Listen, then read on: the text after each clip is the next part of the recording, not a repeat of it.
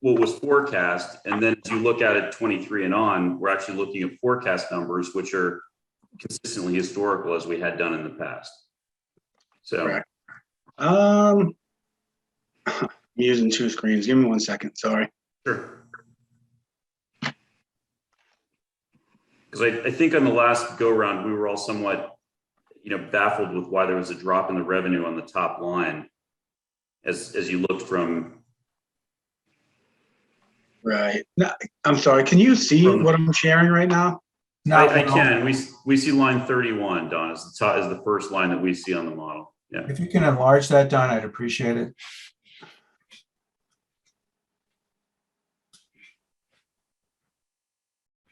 I apologize. This is not coming up the way it normally does. So, All right, do your best.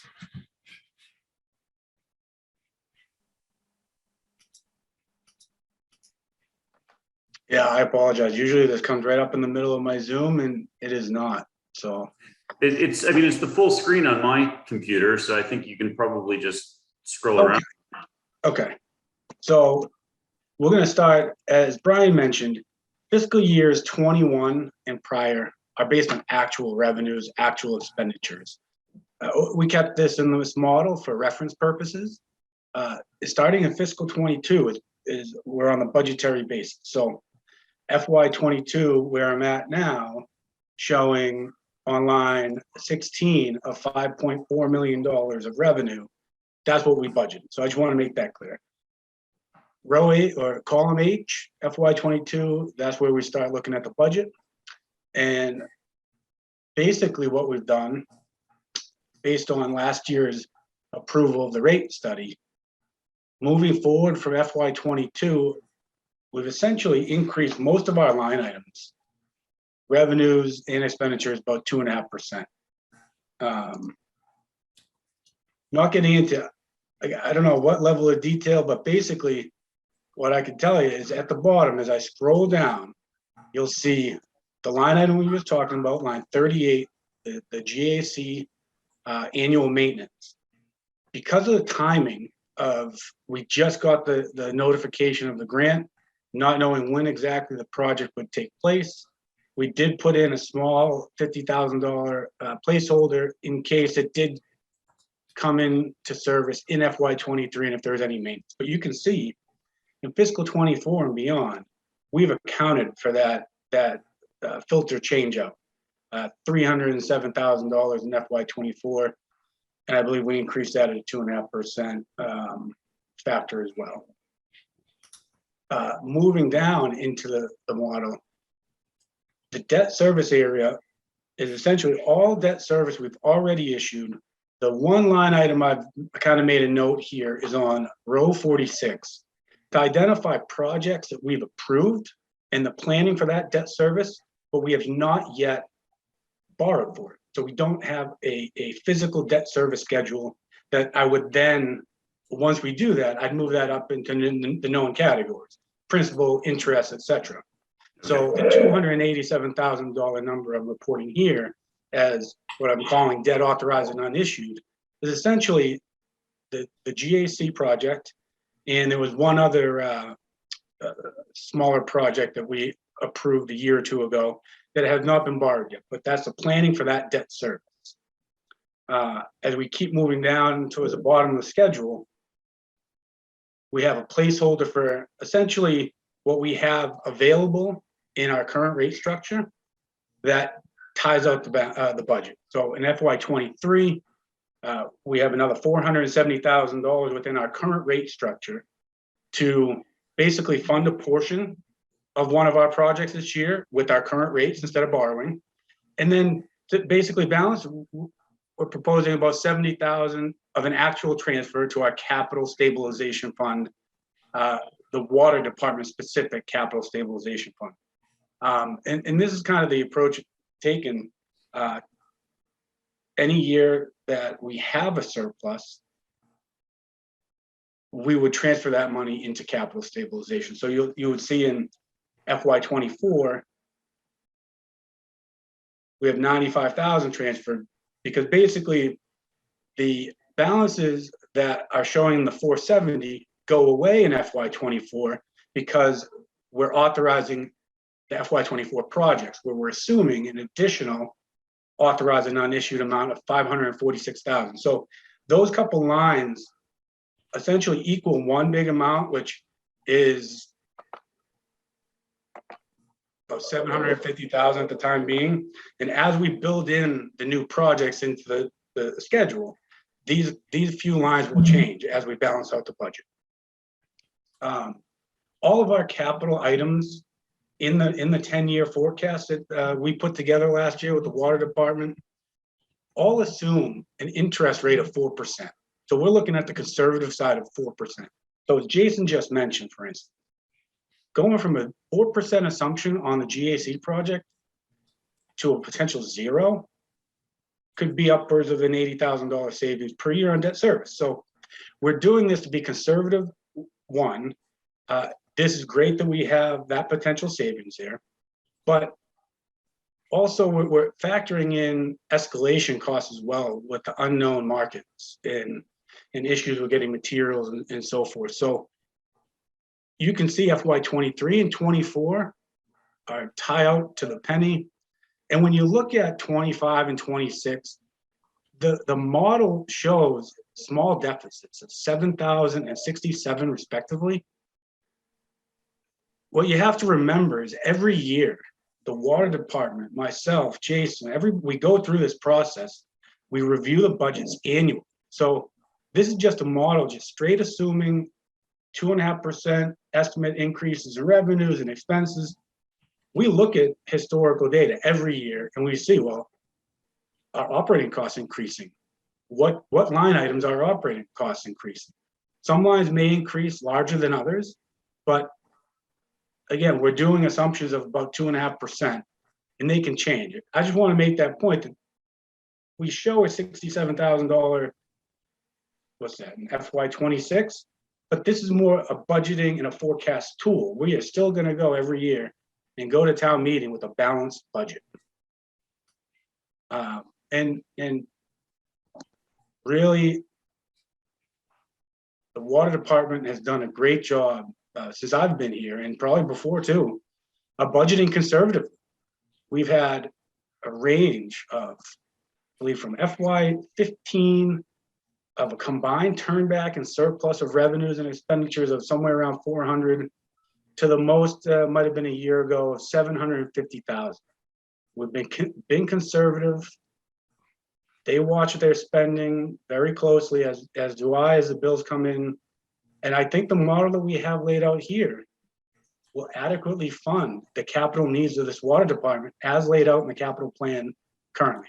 Again, as you all know, beyond capital budget, that plan can change year to year as things happen, or maybe priorities shift from a year to another year. But right now, as laid out, I'm confident that we are in a good financial shape to get this done.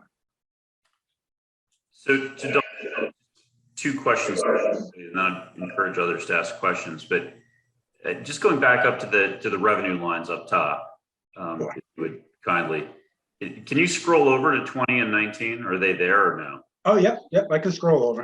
Okay. Just for my purposes, I moved them over so I could see you guys. Right. Okay. So we're in fiscal 22. Okay. So we're in fiscal 22 as we speak. And so that's the number that I think had everyone confused a bit, right? We had a rate increase, and yet there's a forecast down in terms of the revenues. Much of it on line 3, the water use charges, but there are also obviously some line items that typically carry numbers in them. Lines 8, 9, and 10 that that are zeroed out here. Mm-hmm.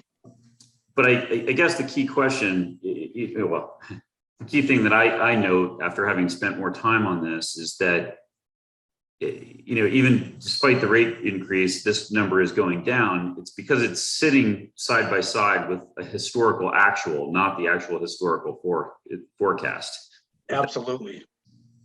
So roughly speaking, if you don't know exactly, roughly speaking, what was our forecast water use and total revenue for fiscal 21 as we entered that year? Because these are the actuals we're looking at. I believe it was just over 5 million. It might have been 5 million, 5,000. And I don't Okay. have it in front of me. Lee might, or somebody else might, but it was right Okay. around 5 million even number. Okay, we came in at 5.5. Would it be accurate for me to say that if we had simply looked at, the forecast numbers for fiscal 19, 20, 21, and 22, it would probably be that sort of more clear trend line, similar to what you're, upward, obviously, and escalating, just as you're forecasting as we stand here and look into the future. Absolutely. And Okay. again, I apologize for not pointing this out when we initially sent these out. To clarify that fiscal 21 and prior were actual numbers and not budgetary. So I get the confusion from the Yeah. user charges standpoint. That makes total sense. And quite honestly, FY21, we had a big year of usage, which you can Right. see in the actual user charge revenue. So it makes I total think sense why there was some confusion there. Yeah, I mean, I think we understood that they were historical. I don't think we had any concept. The conservatism that was revealed when the actuals came in and beat the historicals massively, right? That's like what you don't see when you look at this model. Right. Okay, and the second question was really with regards to the, what I think of free cash flow at the end of each year. Did I hear correctly that we've generated free cash flow of between $400,000 and $700,000 each year? Did I hear that accurately? So yeah, I mean, if you think of, yes, so that would be Okay. approximately what our surpluses were for, yes. Okay. And so essentially everything being even, that would be your generation of retained earnings that year. Right. So basically, even though we're budgeting for, plus or minus zero surplus, I mean, okay, this is a year we're at 75, deficit, whatever. But if the same conservatism is going into this model today as in the past, and we continue to generate material free cash flow, then we would actually be seeing material surpluses in each of those future years. Is that a fair conclusion? Yeah, I mean, last year, yes, the plan, you would hope to see the same surpluses. Now, again, last year we had a huge surplus in revenue. I think it was about Right. $500,000. And the expenditure side was in the low tens of thousands. Now, but that's because water department managed their budget. They did a couple things. I think they did a fence replacement for 45 grand. They did a couple other items that they were able to do during that year for safety issues, for security, that I think would have not been done in a normal year. Something that came up that, so we saw a lower expenditure turnback. But yes, I would assume we continue to see favorable turnbacks and surpluses every year as we're being conservative. And typically, what would you do that with that money? Simply pay for capital projects in cash as opposed to borrowing and thereby reduce debt service, or would you? Exactly. So I just noted quickly the last 4 years of retained earnings to show how this balance has kind of increased over years. And I don't have what we spent out of this for projects, but in FY18, we had a certified retained earnings of 700,000. In FY19, 1.1 million, 21.3 million, 21 is 1.5. So it does go to show the continued conservatism. We also repurposed a prior project and used retained earnings. So to your point, we'd authorized Elm Street to be done as a borrowing. We went back to town meeting subsequently we had a great retained earnings year, and I think that was in FY20 that we did this, or FY21. And we repurposed that project from a borrowing to utilize retained earnings to reduce borrowing costs and long-term interest in that fund. So you're absolutely right. That's what maintaining this level of retained earnings and being conservative will allow us to actively manage this plan year over year and determine projects that we can pay cash and not have to incur the borrowing and long-term interest costs. Okay. Those are my questions. What would other people like to ask? I would appreciate some clarification in some areas. so let me walk through this. What I'm hearing is that the water department expects annual retained earnings surpluses that result in free cash flow of 700,000 per year. Am I right on that statement? No. Okay, so correct me, please. I'm doing minutes, so I'm trying to capture what's going on in the conversation. I want to make sure I got it right. So what I had mentioned was the generation of anywhere between, I think it was 350,000 up to 700,000 in any year since FY15. Those were the combined surpluses of either revenue surpluses or expenditure turnbacks, which the combination of those is your total annual surplus. Then what I was referring to were the annual balances of retained earnings at any given year between FY18 and 21. And that's where it ranged from 700,000 in FY18 upwards to 1.5 million when we certified as of June 30th, 2021. So this is history, right? Rather than assumptions you're placing in your budget projections. Correct. Okay. So any projected surpluses, are there projected surpluses in the years going forward from 23 on? Is that built into your budget? So we budget conservatively to hopefully generate these surpluses each year. Now, again, to to what that degree? level, say that again? To what degree? What level is built into your model? What are you assuming for surplus? We don't assume a certain percentage. We've been, how do I answer this? We're just historically conservative. We generate revenue surpluses in a range of, let's see. I don't know if I'm sharing this one too, but anywhere from 130 grand at the low in FY18 up to 550 in FY21. Again, this is based on weather can affect this significantly. But then on the expenditure side, FY21, we had a $66,000 expenditure turnback or a surplus in our expenditure budget. And 2 years before that, in FY19, we had 300. So it ranges based on what's happening in any given fiscal year, Mike. To say that we go into the budget saying we're going to earn or generate 300,000 in retained earnings, that's not necessarily what our goal is. Right. But I could say we would most likely do that in any given fiscal year. Okay, so is it fair to say then, instead of what I just said, that the water department will use retained earnings surpluses that result in free cash flows to be spent on projects in lieu of borrowing and reduce interest costs? So let me step back. To balance the budget, no. The way we're balancing the budget is on the back of utilizing our fee structure and any other miscellaneous revenues.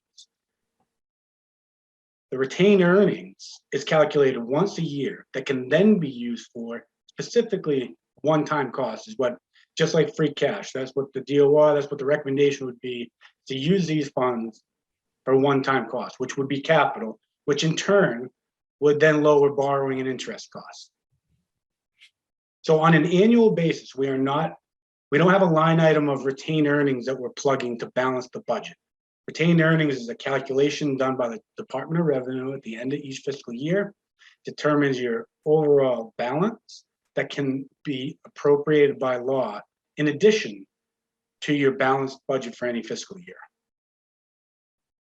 Again, I hope I'm not confusing, but I can get in these weeds pretty deep. Well, no, I'm trying to get out of the woods. I'm trying to make a statement that we can all understand and agree on in terms of. I think the statement is the water department is extra conservative, has been very conservative, and can handle this 10-year capital plan that's been put in front of you, specifically FY23 and 24. Okay. Another way to say it is, I think, we're not spending money that we don't reasonably expect to have in the door. Yeah. A technical question, and that is on line, well, I see it once on line 21, transfer from capital stabilization, but I saw it elsewhere. And it was the surplus being transferred over to the capital stabilization. Is that capital stabilization fund the fund that this committee oversees, or is there a separate capital stabilization fund that exists under the water department? Do you have your own capital stabilization fund? There is a separate capital stabilization fund, but it only has like $7,000 in it. These lines should have been hidden, except for the transfer from capital projects fund that occurred back in 2019, which was essentially just a closeout of capital projects that were completed and had remaining balances. So I apologize. Line 18, 19, and 21 should have effectively been all hidden.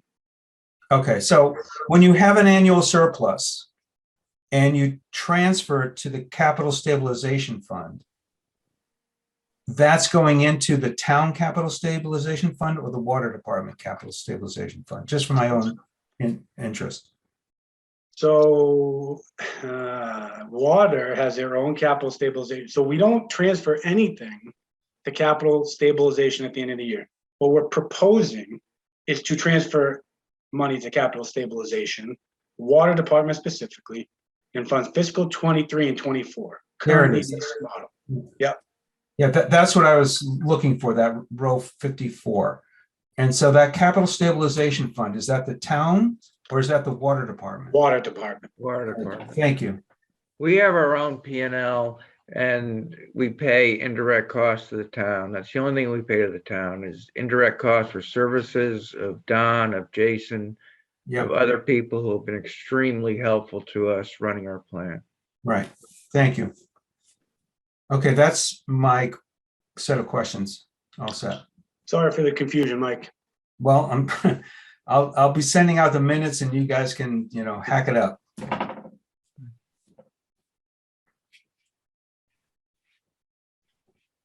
All right.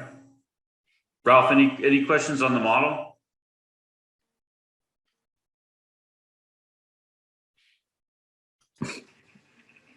Not sure we still have them.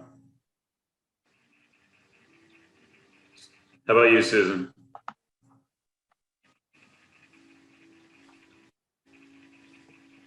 No, I mean, I understand what they're doing. They're basically working towards a zero net number. And if there happens to be surplus, then it goes into the fund, but there could be more. If they operate cleanly and make more money, then it's available to go to the fund at the end of the year. Is that correct? That's correct. Yes, for the most part. Yep. Okay. Or alternatively, you could go straight into another project and just avoid incurring debt. So most of it actually never goes through the water stabilization fund. It just goes directly to the debt on new projects.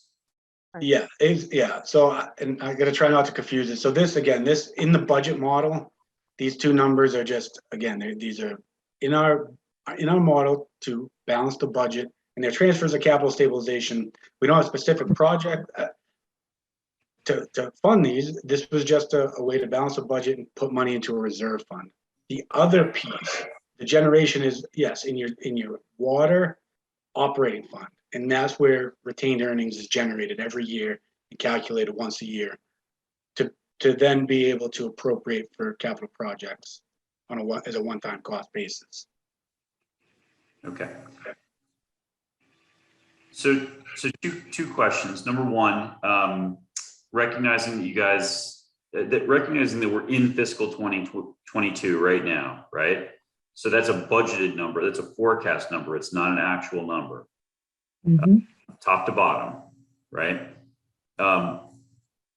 Is that the number? Is fiscal 22 the set of numbers that were forecast prior to the beginning of fiscal 2022, or have they been updated at some point during the year? No, that's what went to town meeting. That's Okay. what was voted as of July 1.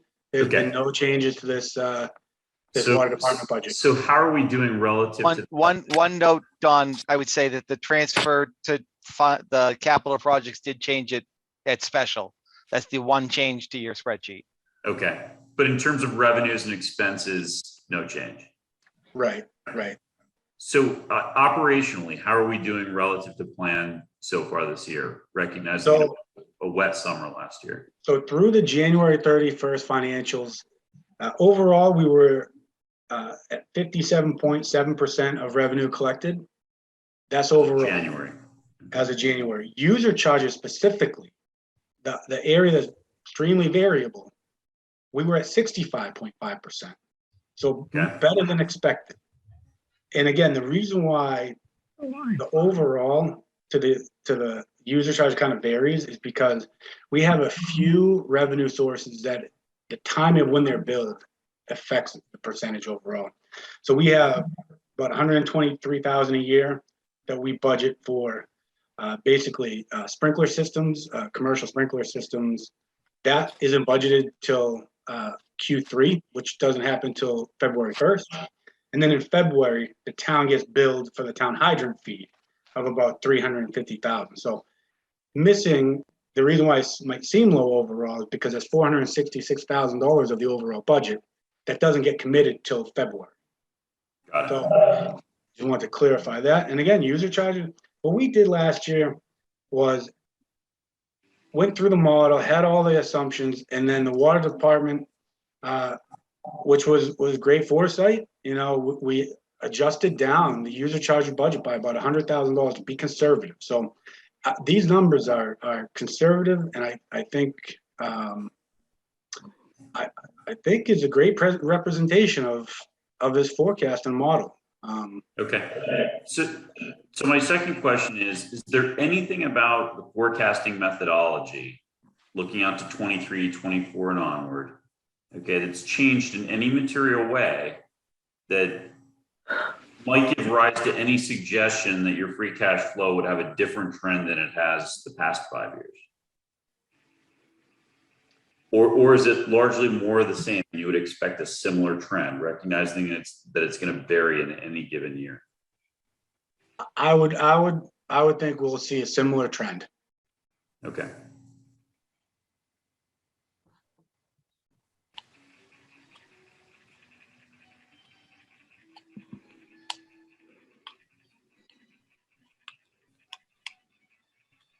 I don't know if anyone else has a hand up.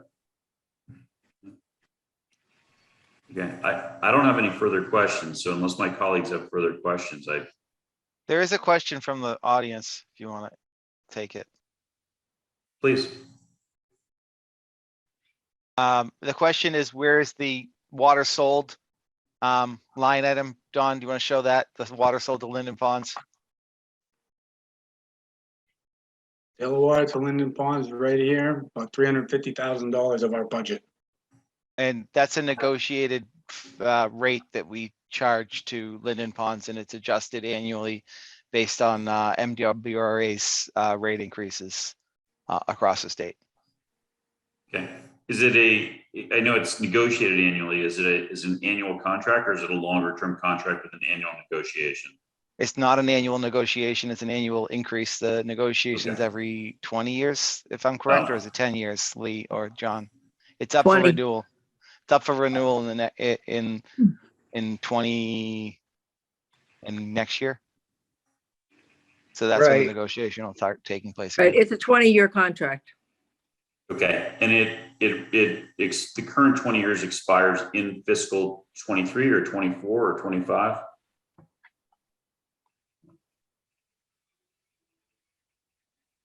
I don't remember the exact date.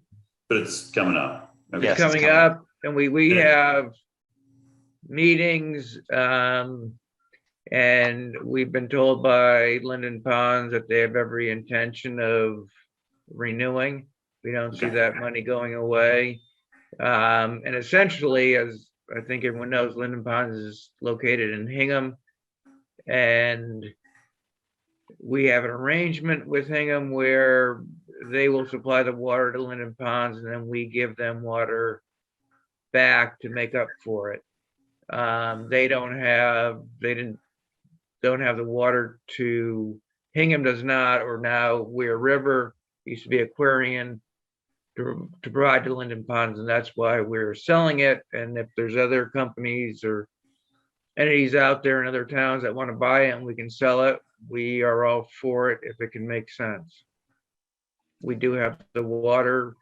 One thing that we are fortunate for, so we have more water than other towns around us, based upon the customers that we're serving.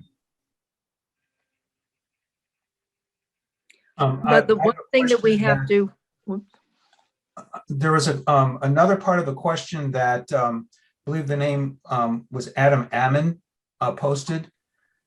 And if I understand his question, can we compare the rate that Linden Ponds pays to the rate that a water user in Cohasset pays?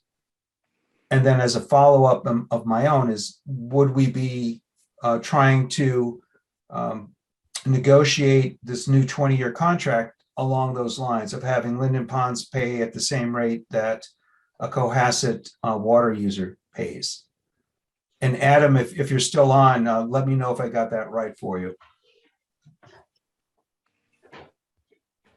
My recollection was that, again, this was a 20-year contract. My recollection was that Linden Ponds is paying the MWRA rate, if that's correct, which is a fairly high rate.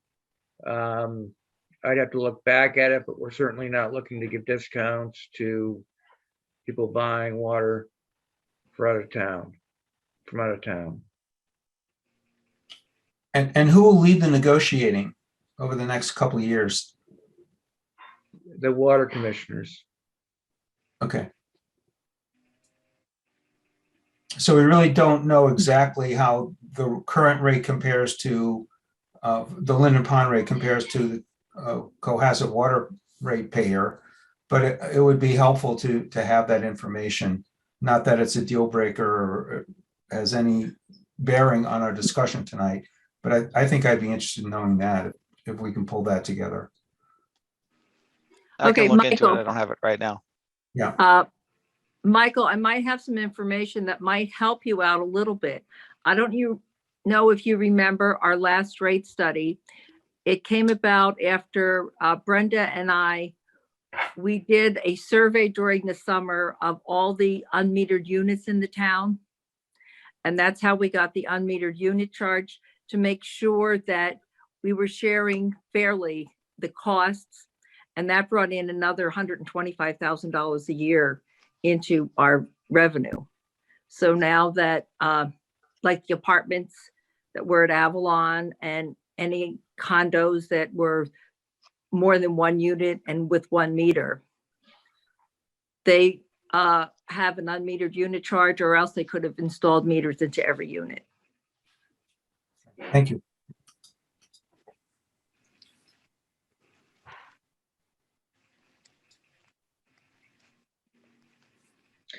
You know, one Yeah. other source of income, though, that you might be interested in, if you looked at the budget where it says the rental, we are also having the mobile phone companies rent space on our water tanks. And we have T-Mobile who is coming online. When is that going to be, Jason? Do you know? They're under construction now. They are looking at setting up payments currently with Brenda. That email went out last week.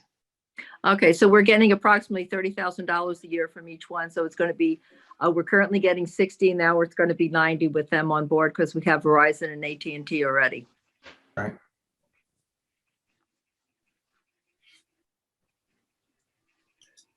Great. So if I can just make a comment, I appreciate the opportunity to be here. I think, we're all members of the same town. We're all trying to do the best for our town. We're volunteers. We have a very old water plant. We're trying to operate it the best we can. We're conservative in our projection of revenues. We're making sure we're not spending any money we don't have. But again, looking at just the numbers we looked at tonight, in my view, it's a small part of the picture. If you look at any public company that issues their financial statements, at the end of the year, it's in a K1, These are very lengthy documents, often hundreds of pages. The financial part is a small section of the whole financial picture of a company. There's pages and pages of risk factors. There's statements about the industry. There's statements about the company. Anyone who wants any more information other than what we've gone over tonight, we'd be happy to meet with you individually, invite you to our meetings, give you a tour of our plant. We're happy to do as deep a dive as anybody wants into the operations of the water department. Thank you, John. Very helpful. And it's been, sort of a complicated discussion, but I think I at least have gotten a lot of comfort from what you've presented and been able to explain to us this evening. So thank you for that. And unless anyone else from capital budget has any last questions, I'm going to wrap up with water. We're going to move on to town halls. Are we good? Michael? I am good. Ralph? A procedural question. When do you expect that we will vote on a recommendation for town meeting on the SRF request? On the water request? Yes. Yeah. So we didn't put vote on the agenda tonight because it wasn't entirely clear that we'd, be entirely resolved on the matter. So I don't want to do anything that's not on the agenda. But generally, we review everything and get it to the point where we're ready to vote it, and then we vote it all at the same time, Michael, at the end of the capital budget cycle. But to be more specific, we really need to, get all of our projects to the point where we can vote them 2 weeks from now. So if anyone has any further items on water, you do have an opportunity to ask additional questions, but absent notice otherwise, I'm going to assume that we're done on this and we're ready to vote it. I agree. All right, great. Water department team, commissioners, engineers, financial engineers. Thank you all for your time and your patience with us. It's, you live this and we feel like we're, well, I guess drinking from the proverbial fire hydrant. So Thank you for having us. It's been a very productive Thanks. meeting in my view, and I appreciate you listening to us. And again, we'd be happy to talk with you anytime you have any further questions for us. great. Thank you. Thank you. Have a good night. Good night. Thank you very much. All right. Bye.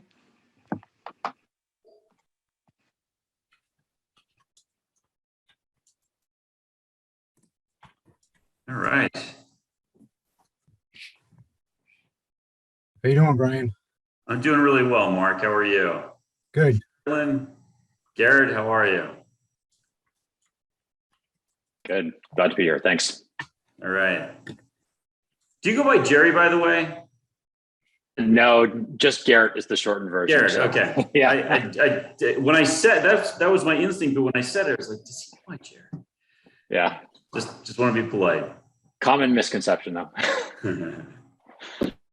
All right. So are we waiting for Phil, or are you guys? No, we're here. Okay. So we wanted to give you an update and present where we're going in the town meetings coming forward. So if I can share my screen here.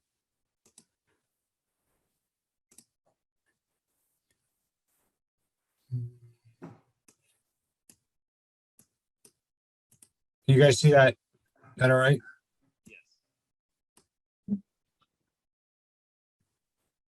So this is in our recent building committee meetings, we've been talking about two different approaches. CM at risk, which is often referred to as GMPs, guaranteed maximum price, or a design bid build.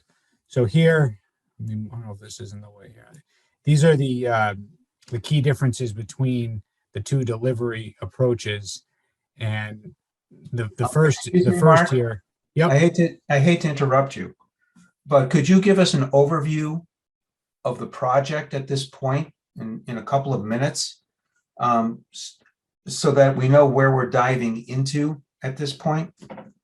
So right now we are about 50 to 60% through the design phase. And we are looking to seek money at town meeting to continue with pre-construction services, which we can get to here in a minute. But we are not ultimately seeking full funding at this upcoming spring town meeting. Subsequent plan would be that we would continue through our design phase, and then at a special fall town meeting of 22 is when we would look to seek the full funding for the project. That's our current plan.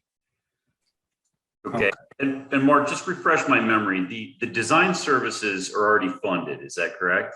The design services are already funded, correct, as well Okay. as the OPM. But Okay, so this funding request is specific to bringing on a CM at risk, is that? correct, correct. And would it just be for the services that they provide between now and special town meeting, or is it to enter into a contract with them, or really cover their contract from start to finish on this project? No, it would be to enter into a contract to fund them between now and the beginning of construction. Okay, so the CM would actually, okay, so the total CM fee in the end would be substantially greater than 200,000. This is just to get Correct. them from now until STM. Correct. All right. So I'm still not clear. You're looking to get what services at annual town meeting? we're looking to hire a CM, a construction manager, to bring them on board to continue the process in a pre-construction effort while we are in parallel finishing our design. So the intent is they're part of the design. They are here to help us complete the design from a constructability standpoint as a builder. Help Mark, us. why don't you back up a second and just describe like the traditional design bid build and what the CM at risk is and why we think it makes sense to do that right now.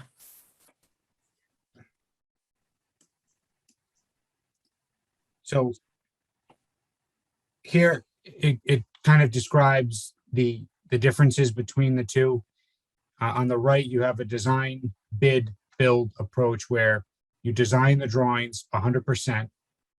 You have qualified bidders and they price and deliver a building that is in accordance with the specs. There is really not an opportunity to be collaborative and look at different approaches on how the building can be built. It's a lump sum versus a CM at risk. They engage during the design phase. They help ways to build the building that are more efficient and effective. It's an open book accounting process. It's more transparent. The owner can be part of the sub selection, whereas in the design bid build process, you're hiring a general contractor and they have the say in terms of hiring subcontractors. So we felt that with the market right now, with the material challenges that exist, with the transparency that would be provided in the CM at risk, that this was the approach that was best for the town of Cohasset. What are the advantages of design bid build? The advantage is that it's a different sort of competitive. The problem right now is that it's really a robust construction market. So in that type of delivery, it can often be trades where we would have there wouldn't be a lot of competition. The design bid build can, in a perfect, I mean, it's more predictable, I suppose, if the drawings are there and accurate and correct. But you are more susceptible to change orders. It's not in the professional world, and it's not the most common delivery method. Interesting. So Mark, when you say in the professional world is not the most common, design build is not, bid build is not the most common. Not in larger scale projects. When larger scale projects where there's lots of complicating factors involved, it becomes less common because of the unknowns associated with it. If in a design build process, Yeah. they have to plan sort of for the worst, and they often put contingency money within their budget to do so. If the Okay. contingency money, it doesn't end up needing to be spent, then it's money that goes in their pocket as profit. Right.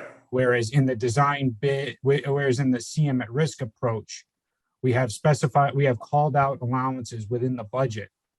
And if they don't end up getting used, those funds get returned back to the owner in accordance with the contract.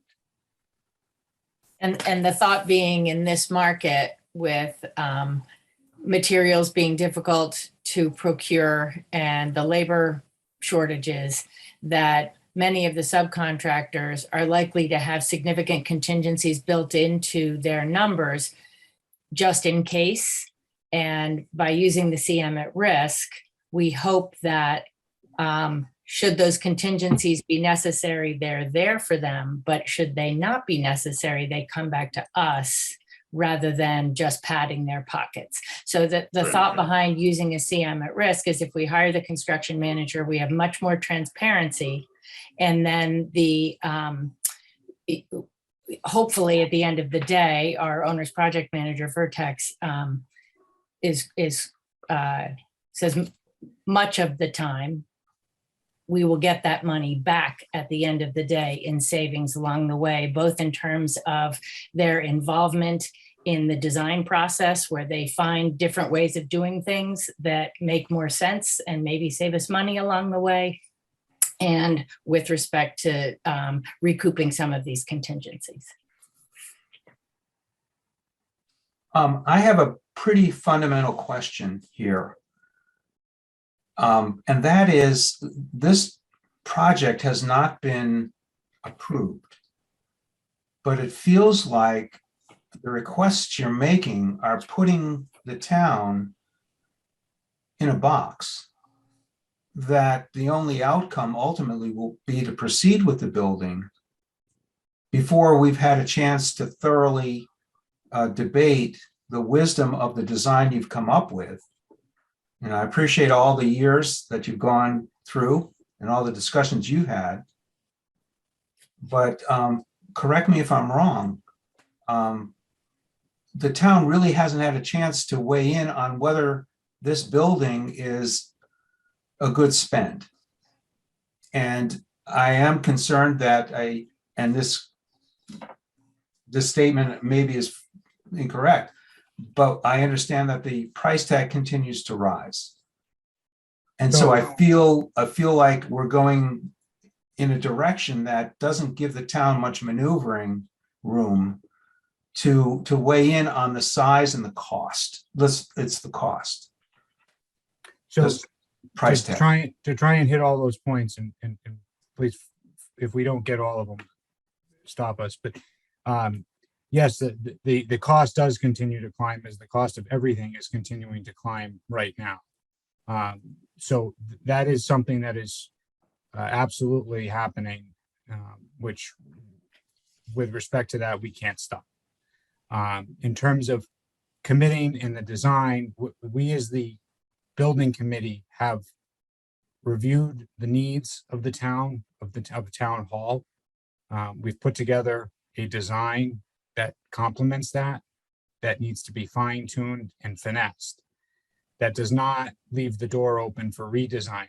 Redesigning will cost additional monies that are not part of any plan right now. We have come up with a program and design, and now we are vetting out the details of the design. We've got a layout, and that is our layout. This isn't going to town, but to a vote to vote on different layouts. So in terms of then commitment to the town, we have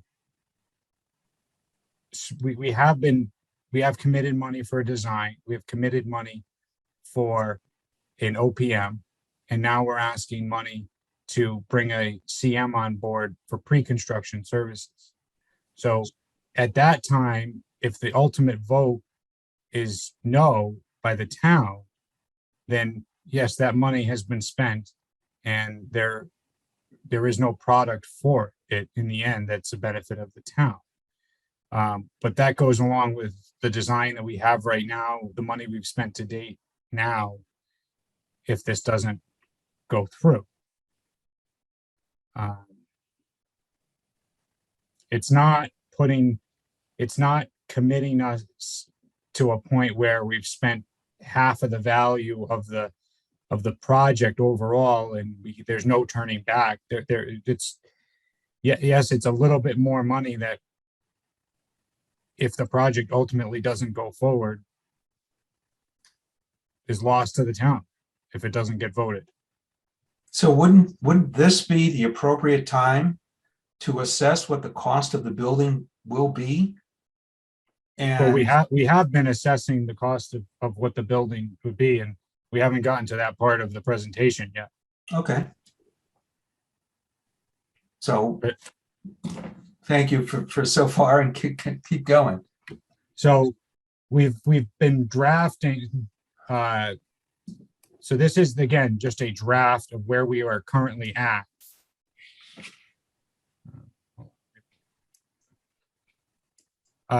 So right now, there's been, in the top here, we have a total funding of 1.2 million that's been appropriated to date. And this is, again, this is a working draft. This isn't not a final copy. We have contingencies in here that we need to modify and add and edit. We have escalation in here. This is Old Town Hall. This is New Town Hall. This is the site work associated with the property. So your construction costs are around 12 million with some added construction contingency. Then we get into the soft costs, which is our designers, our consultants that have been engaged to date for geothermal, for acoustical, our OPM that has been engaged to help us through this process, which is a requirement of the state. And then some other soft costs associated with the project. Sorry, I think so right now, this is where we're at right now. We've got some work to do to fine tune this. Again, right now we're carrying a design contingency, and ultimately as we continue through the design contingency, that number will go down. And in theory, in logic, the direct work may go up a little bit, but they should offset each other. So we're here to ask for a financial plan that can be presented to the town to fund this project. You're asking for a plan? Well, not tonight, but we just want to make sure that in order for us to be able to educate the town about the project and everything and let them know, an update and what we're planning, the number one question is going to be, how much is it going to cost and how is it going to affect my taxes? And until we know what the financing plan is, we don't know what the answer to that is. And so we're hoping to start a conversation with you about that this evening so that, we have a good amount of time to get the word out and let people know why this is important.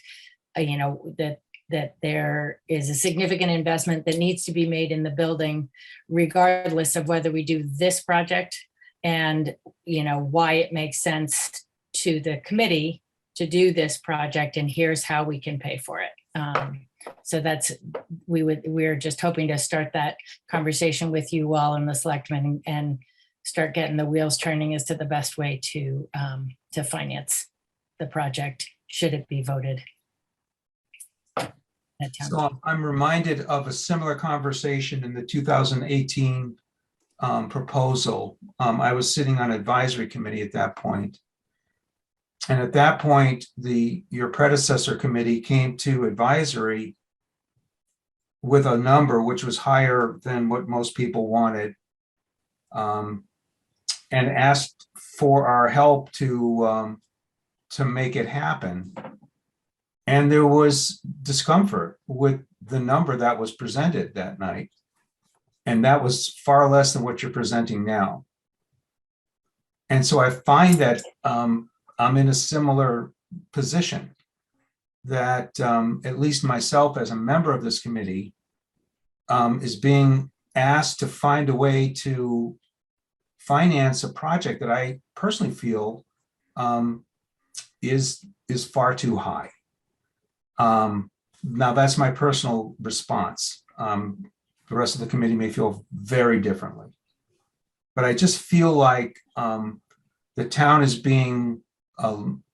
going down a road from which there really is no departure or deviation or scaling down.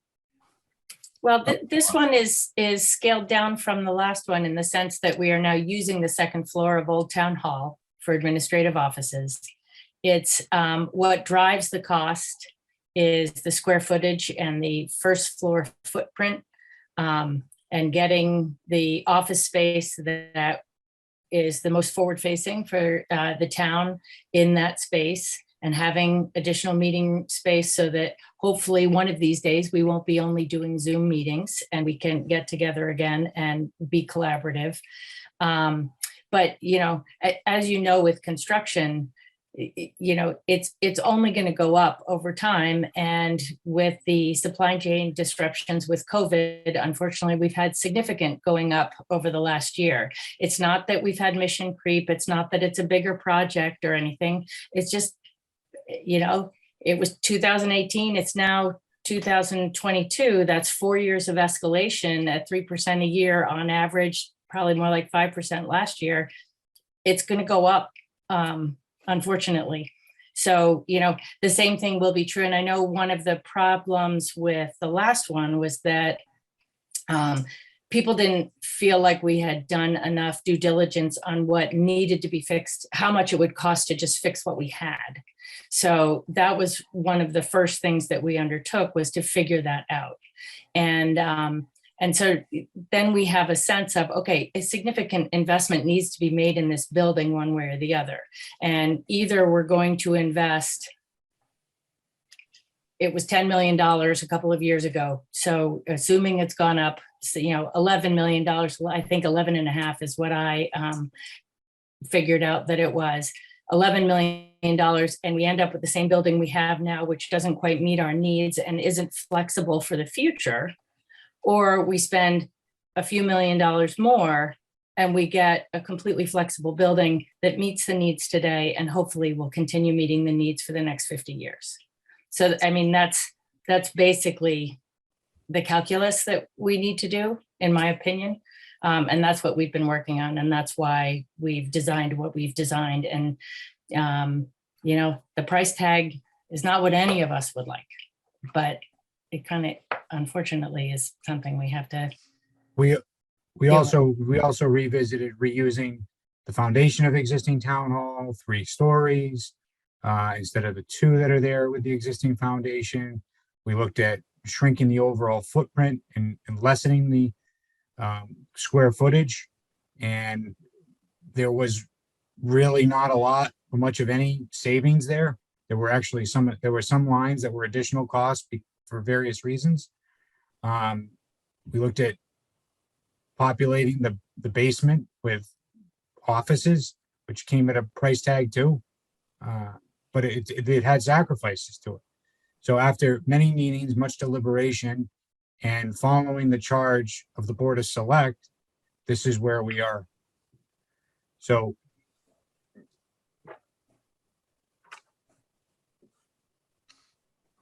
Thank you. So Carolyn, just to be clear, in terms of the financial plan that needs to come together, you're envisioning that coming together between now and special town meeting, is that correct?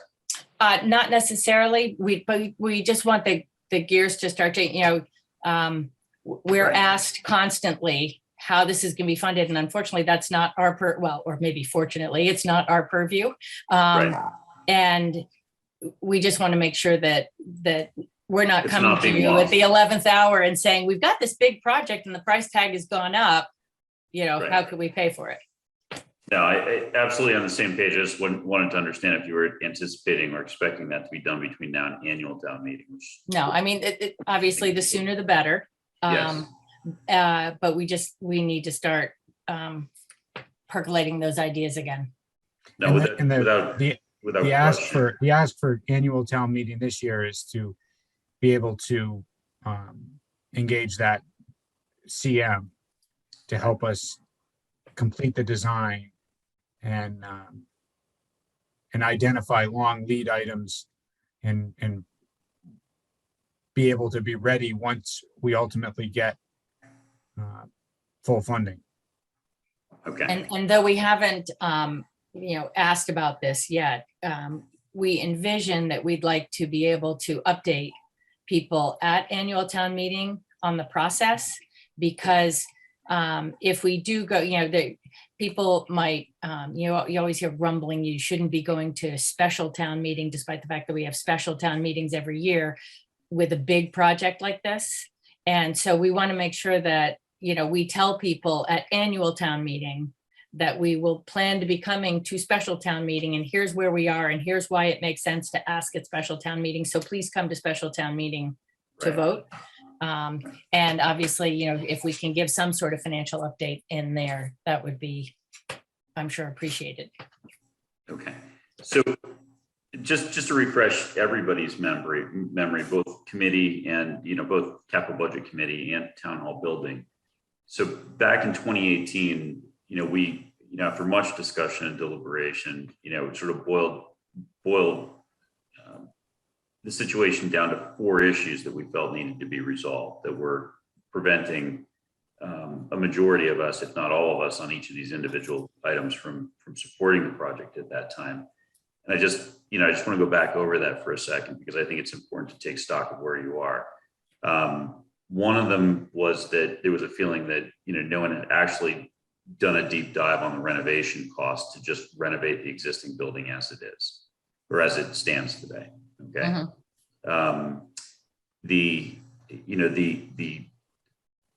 second was a feeling that the number that was in front of us did not actually reflect everything that needed to get done. So for example, I think there was no, if I recall correctly, there was no HVAC system, or perhaps it was a generator. I forget what, but there were very clearly things that, were pulled out of the scope of the project. There was no AC.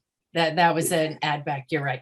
Right. So, we were trying, you guys were given this arbitrary, budget of 12.5 or whatever it was. And that's how we got it to fit. It was clearly going to be more, in reality than what was in front of us at that time. So perhaps the number we're seeing today is not apples to apples. Perhaps it's, the old number should have actually been higher, and the new number is what it is.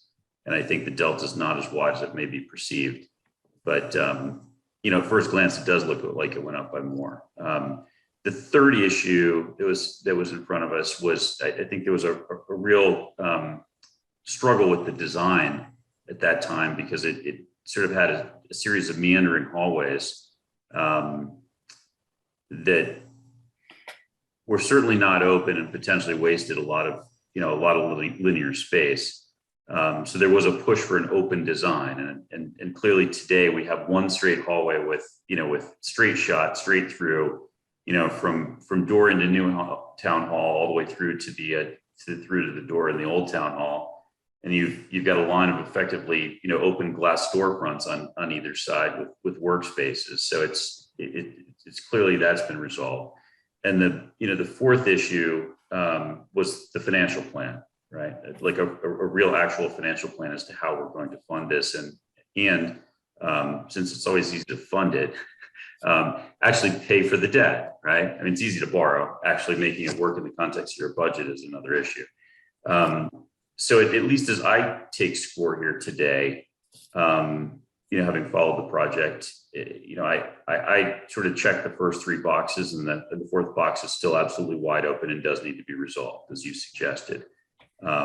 It's possible other members of the committee see it differently, but that's the big issue. I think once that box is checked, I think, we've addressed the issues, but then, people are ultimately going to, individually vote. But as a committee, those were the issues where there was complete consensus. So yeah, there's work to be done on the financial plan. I think we know that, and certainly Chris and Don know that. And I think various members of advisory and select know that. The next step is to actually make that happen. I guess one question I just would pose to the other members of capital budget. I've listed these 4 items. Susan, Ralph, Mike, do you feel like you're up to speed on the first 3 that, you may be in a different place. I check those boxes, but that doesn't necessarily mean everyone else does. Or maybe you need additional information to check those boxes. I think now would be a good time just to discuss that. So just a reminder, the four items were, 1, an actual real analysis of what it would cost to renovate the building instead of, raise and rebuild the new section. The second was, an actual cost for the that accurately reflects the project, and that we're not going to get sort of an additional $1 million or $2 million, at the back end when we realize we need generators and HVAC. The third was, an open design that people were comfortable with. And then the fourth was the financial plan. So I definitely feel comfortable with 1 and 2. Okay. I don't know if I'm up to speed on the design. I don't recall the last one I saw. It was moving very much in that direction. But Carolyn mentioned a few things that seemed to be, I don't recall them specifically. So, I could probably benefit from just seeing what it looks like today. And yes, obviously 4 is up for discussion. Okay. So, Mark, Carolyn, Garrett, is there a current design that you guys could forward to us, or is there one that's on your town hall building committee website that we should refer to just to get, to the extent somebody who needs to sort of see it and understand it as it's designed today?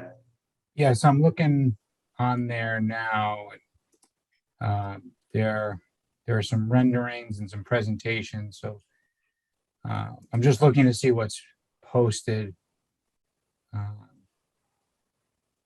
on there. I thought we had posted plans. Mark, what about the presentations that we've made to the select board that has had some of the,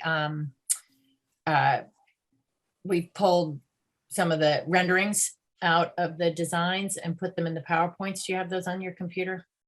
Yes, I was just looking to see what was on the town website to maybe help easier if people wanted to be able to navigate it on their own time too. And That April 28th document does have some floor plans in it, Mark, that PDF. Does it have all 3 floors? Second floor, first floor, basement. Yes, it does. Okay. Now, this Good. might not be, I think there may have been a few minor modifications that were made after these, and we can get the most up-to-date ones. They're largely aligned with what the current plans are. Okay. If you could just forward those to capital budget, I think that would be, or you could put them up on the screen, but I think it's hard to digest very quickly. But if you want to give us a quick tour, I think that would be really helpful. so is that size-wise, is that okay? Can it? Yeah, that's fine. Why don't we start on the first floor, the walk-in, and then we can go Yeah, up. so this is the basement. So if we move up to the, Right.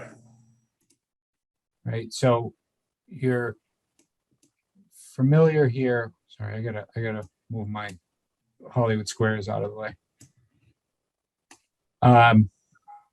So on the left, you've got Old Town Hall with some added bathrooms, if you want to call it the front or the back, but as you enter in from Highland Ave, there's a new set of bathrooms here that would be included. If you entered in from the parking lot, there'd be a single point of entry, which is here on the right side of the screen, in through a vestibule, a set of double door vestibules to help retain the climate inside, a straight hallway through, and a set of transaction counters. These are counters with some glass, some of this is remaining to be designed. With COVID practices in place, do we want to have barriers? Do we not want to have barriers? But this is a transactional area where the forward-facing treasurer collector, town clerk, land planning, or building commissioner, things that most people would enter and do business in town hall and then leave. There's a set of there's a stairwell up to the second floor and also down to the basement, elevator, and toilet rooms.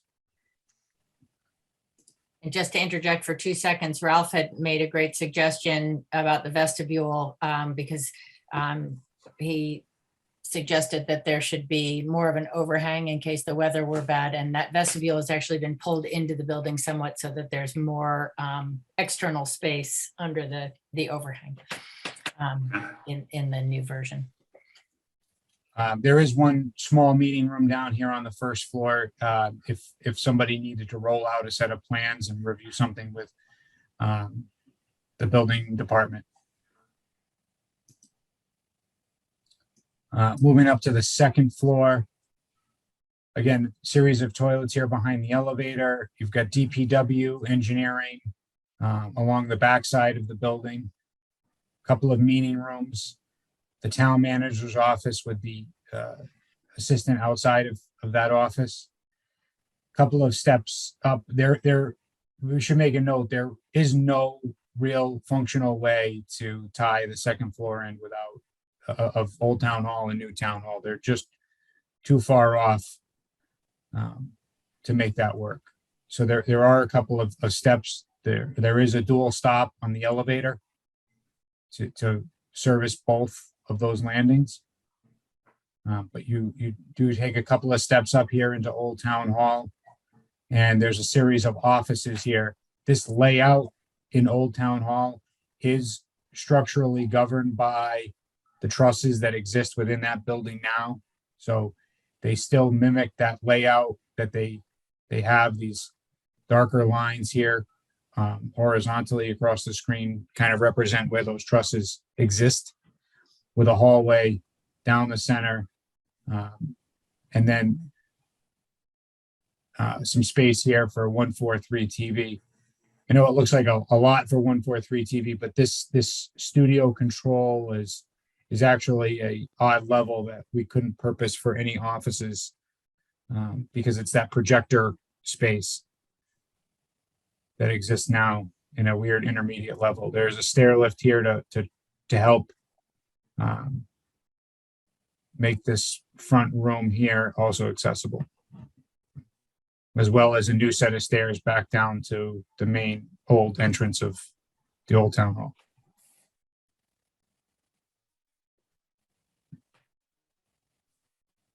Any questions on any of that? Okay, so 143 is coming out of the high school. Is that accurate? Yes. Okay. If we just flip back down to the basement, the basement of Old Town Hall is really just for storage and whatever mechanical equipment we can get in there, because it's really not. It doesn't have a height that's usable for anything else. The new addition would have a flex space for the vault, mechanical rooms, custodial, safe harbor, and land use files. So this was one of the spaces where we looked at populating with some more offices, but the natural light with areaways and maintenance concerns and added cost for the areaways, just it didn't seem to be worth worth its weight, and there wasn't much of a savings there for what we Right. were getting.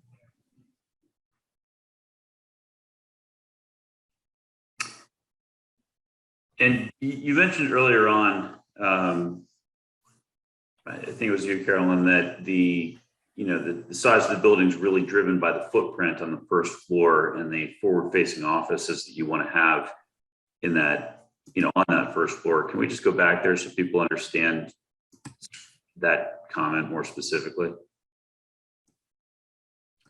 Yeah, so it's really this area here, between the building department, treasurer collector, and town clerk. Okay. So that's really what drives the footprint of the building more than anything else.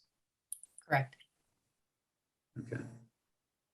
But, to your point earlier, there are no meandering hallways. It's a straight Right. shot now. You have a nice open lobby in the middle of the building with a slightly higher ceiling and well lit. And if you walk in from the parking lot, you're going to see the doors into Old Town Hall, which we thought was a really wonderful design idea. And then one of the factors on the first floor that was also critical was the vault and its support all the way down to the basement. Okay. In the stairway area, is there any opportunity to get a few chairs or couches in any of these areas? So there's a place for people to actually sit down on that first floor if they, want to flip through some paperwork before going to one of the service windows? Or is that circular stairways on all three levels? And that just takes up that space? Yeah, it's on all three levels. There's Okay. the first floor actually has a door here. I think Okay. it's kind of shown awkwardly, but on this Okay. point, but it needs to be an enclosed door because of the three levels. It can only be open between two levels. Once it goes to three, Okay. it has to be sectioned off. So there's that door that goes down to the basement level. Okay. So it's open between the first and second floor, but the Okay. fire safety code doesn't permit more than that.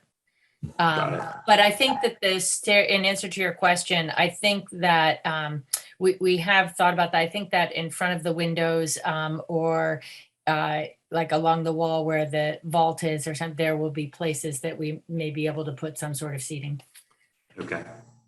Yeah, Mark, there is that June rendering where we have the interior renderings, which may be helpful just Yeah, to sort that's of what I show was looking things look for. like. Yeah. So that's on the same page, just above the April floor plans. So this would be coming in from From the the parking lot. parking lot. That's between the first two sets of doors. Okay. And that's when you're. Yep, and this would be that transactional area where you've got the counters, the service counters. Okay. Another view of that.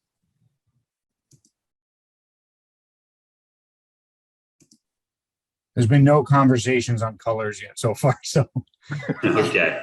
It's literally just a rendering. Yes. yeah, correct. it's just a rendering of layout. Okay. Although there was a topic of color on the outside, which. So this is how that, So there actually is an area there at the base of the stairs where you could possibly drop a couch or something or an L shape. Yep. Yep. Okay.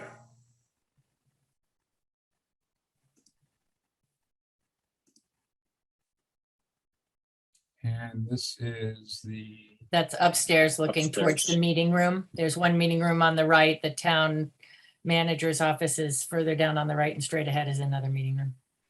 Engineering on the left.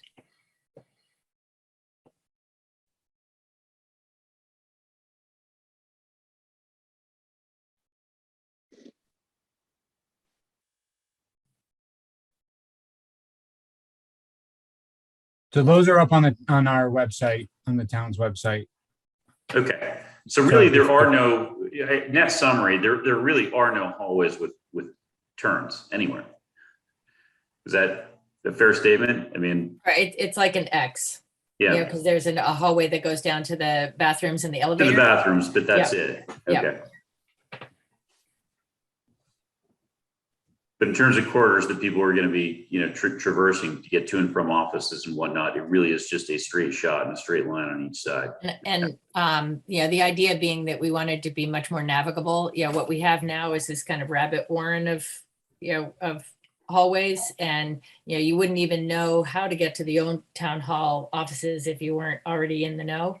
And Right. this should be much more straightforward, even though the levels aren't an even floor, it's a straight shot into the old town hall where the other offices are. I mean, it's a total personal opinion comment, but on the last go round, I think it was a noble exercise to try and line up the floors, but it made it almost impossible to get good proportions on the outside of the building Yeah, aesthetic. I agree. You just had this huge vertical mass of wall space due to the sort of bloated first floor.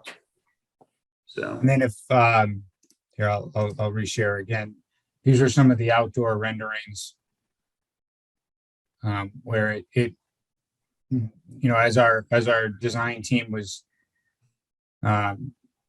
noting to us from an architectural standpoint, the new addition complements the architecture style of the original town hall, but is subservient to its size, stature, level of details. There was no intent to recreate all these scrolls and copings on the new building.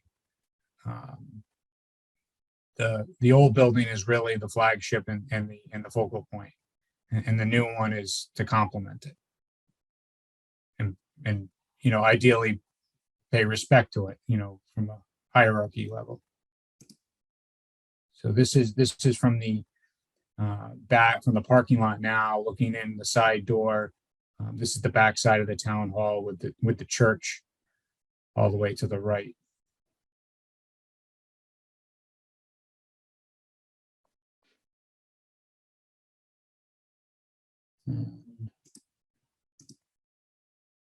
This is that view from the side entrance straight in.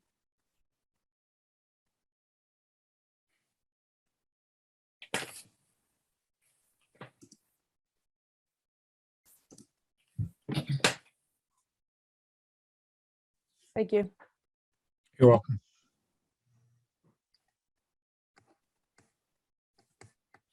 so Michael and Ralph, do you, how do you feel about the 4 items and the the 3 that hopefully we're getting, off the list so that we can shift to the financial plan?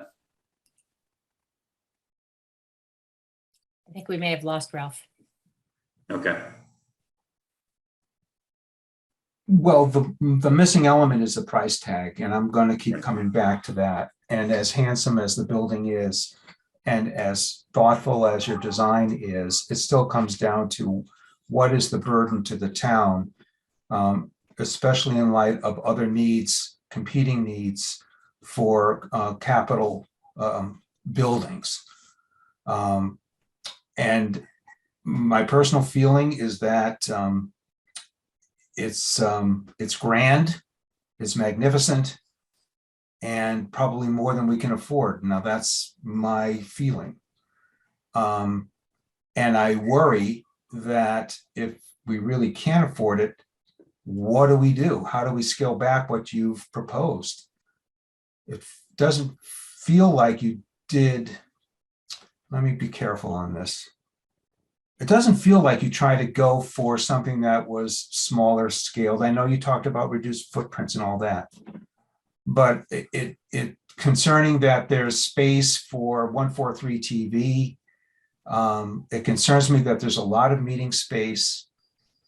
And I haven't heard anything so far about how work will change post-COVID. That I feel, certainly in my professional life, we as a society have learned to work without centers of service within, be it business or be it a town.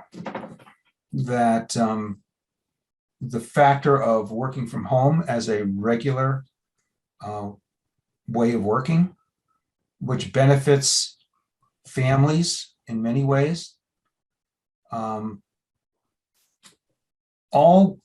I think these are all questions that will rise when you present that price tag. And what I thought I saw was 16.5 million. Is that correct? Yes, something Okay. thereabouts. Yep. So, that's my reaction right now. And I'm sure there are reasons why 143 TV, ought to be there and so on, but It's that's a contract with the town. Required. the space in They town weren't in hall. there originally, but we were told that the town Yes, is if you read- contractually obligated to put them in there. It's in their Right. charter. In town hall as opposed to a town building. Yep, And it I don't wanna specifically quibble. calls out 21 Highland Ave. Yeah. It's just worrisome that my personal feeling is that town hall really should support truly necessary services for the town rather than add-ons.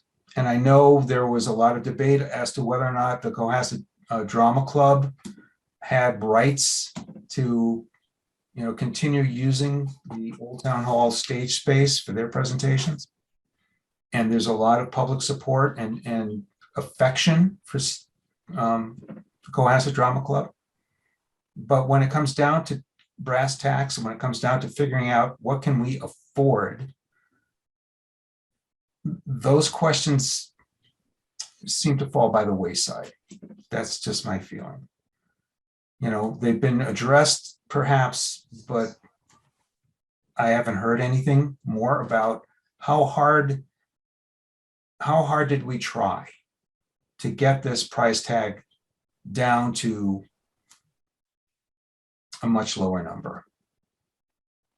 We So- tried quite a bit. We had many lengthy conversations. That's why we are here at this process. I've been on this committee for going on 3 years now.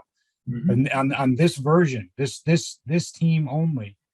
And we have done many studies. So unless the program changes, in the charge from the Board of Select, the difference in terms of dollars is marginal.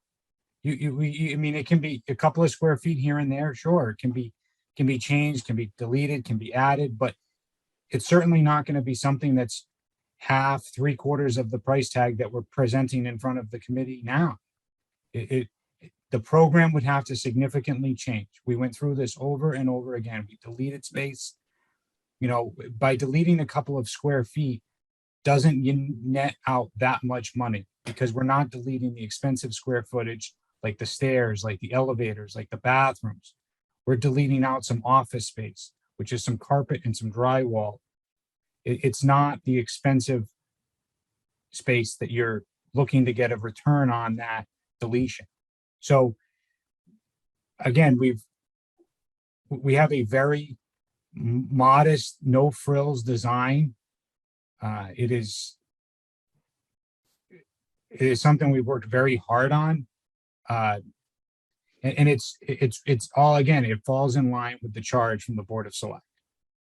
So if there's a significantly different result that's being looked for financially, that mission, that objective that we're being set out to accomplish needs to change. And so that would be a conversation or a discussion with the select board when you folks present to them. And that's where a resident can ask those questions of the select board. Can you, select board, set an upper limit on a price? I mean, we were not given a charge to design to a price. Yeah, and We had a comprehensive study looked at of what it was cost to renovate, which was, Carolyn, what was around and north of 10 million. 3 years ago, it was $10 million. So 3 years ago, it was $10 when million. Jason and I looked at it more recently, it was closer to 11.5 plus. And this project was $13 million back then, as I recall. So everything's gone up.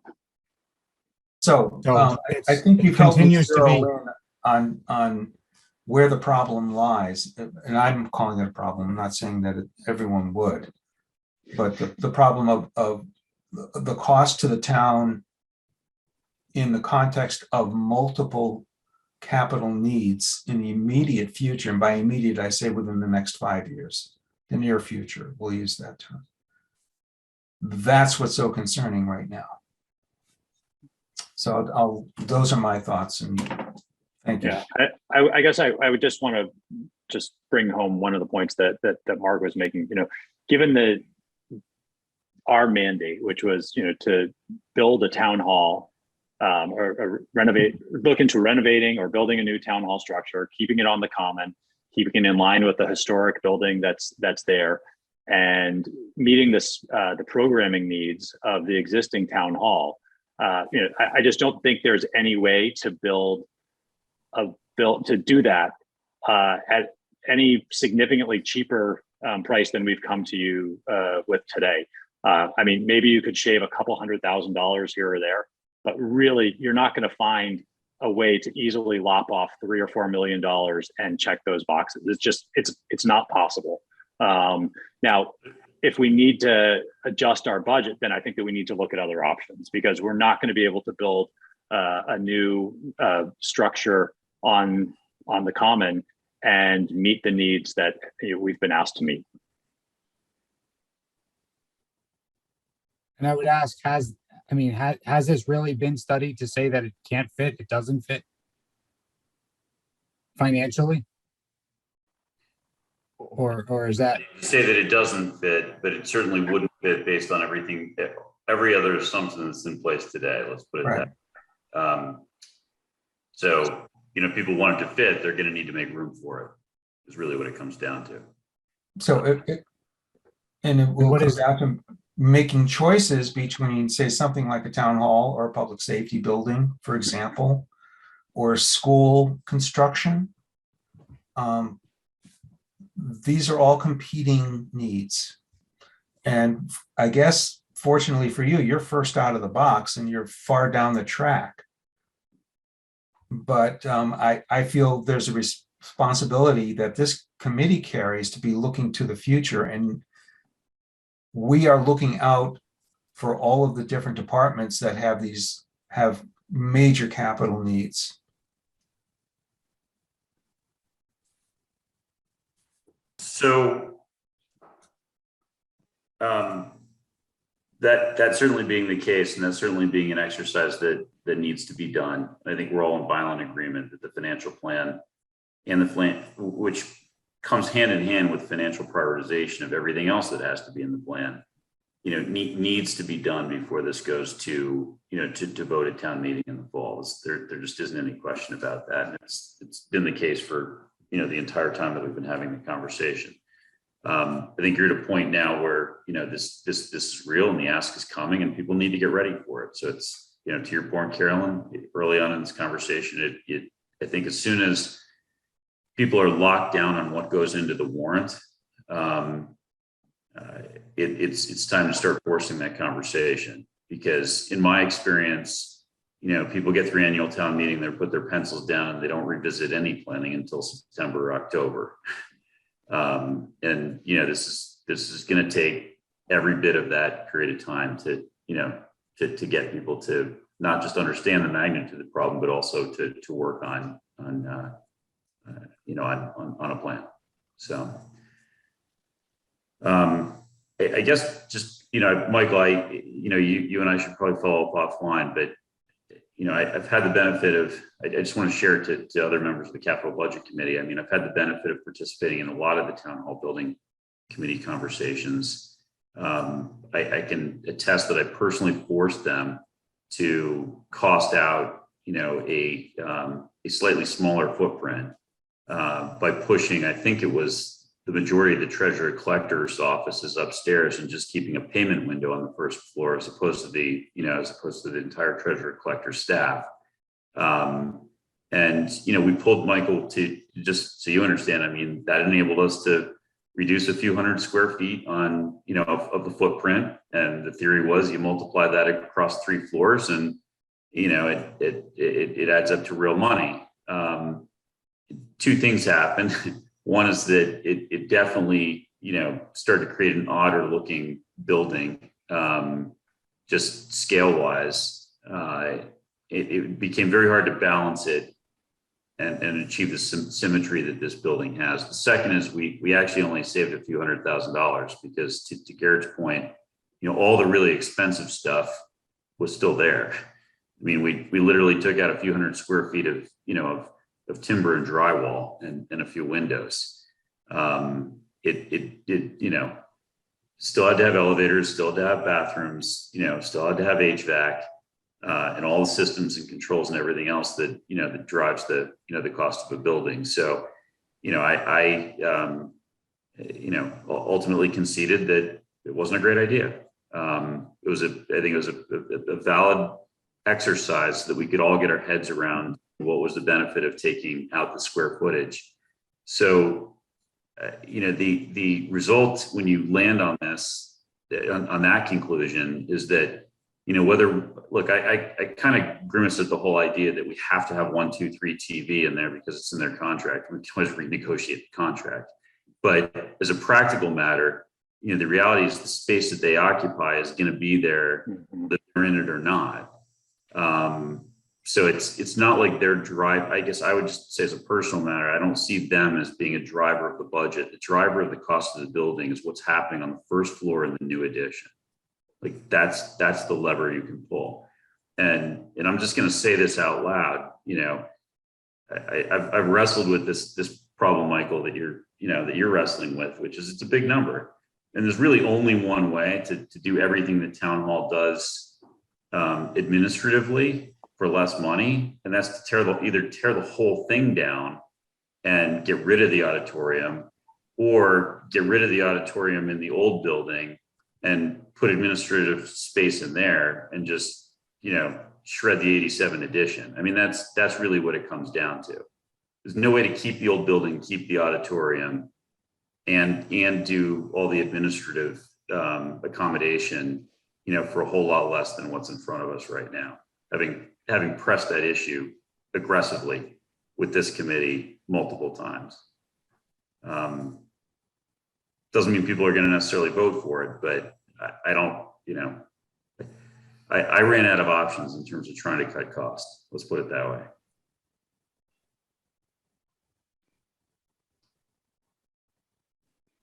So, Which brings us back to the CM at risk question, CM at risk. which is the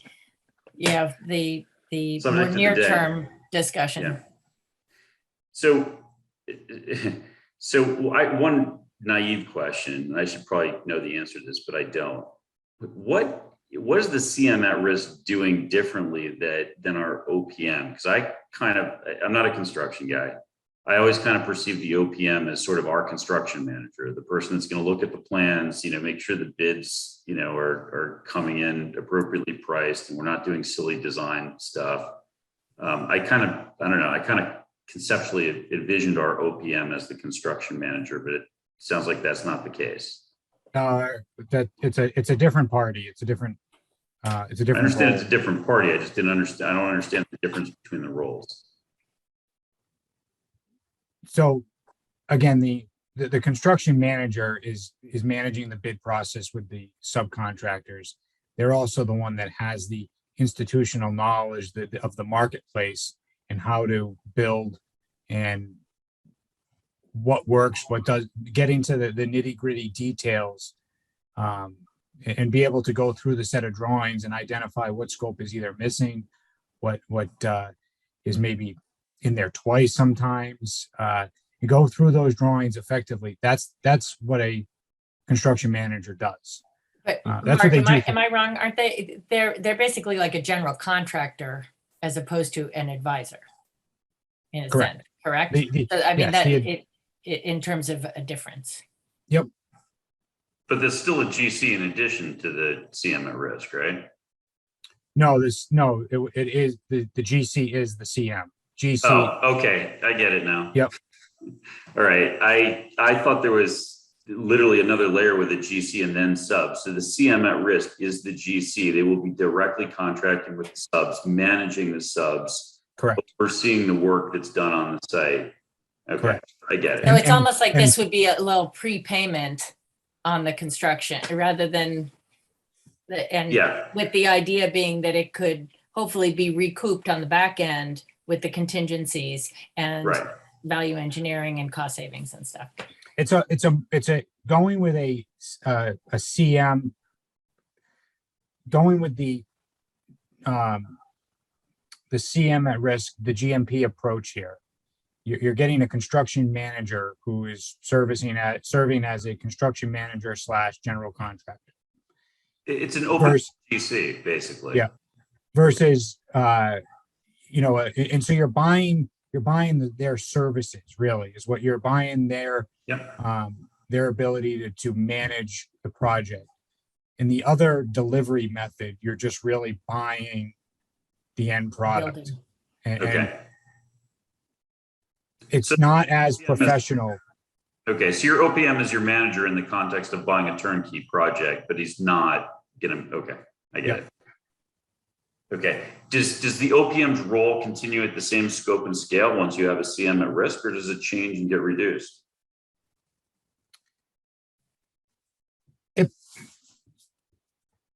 It's similar, but they're operating as our knowledgeable party there to help us, you know, navigate through with the general contractor. There are eyes and Okay. ears too. They're an impartial. And we're required by law to have the OPM. We are required by law to have them. Yes. Okay. Okay, so really what we're doing here is, okay, so the CM at risk is basically a GC who's gonna run an open book contract. Okay. And basically the 200K is to start that job during the design phase so that to the extent they have input on designing for cost, that input is reflected in the plans. Yes. And as part of that pre-construction effort, we'll be going through a cost estimate with the CM Yep, versus a, you know, third party blind.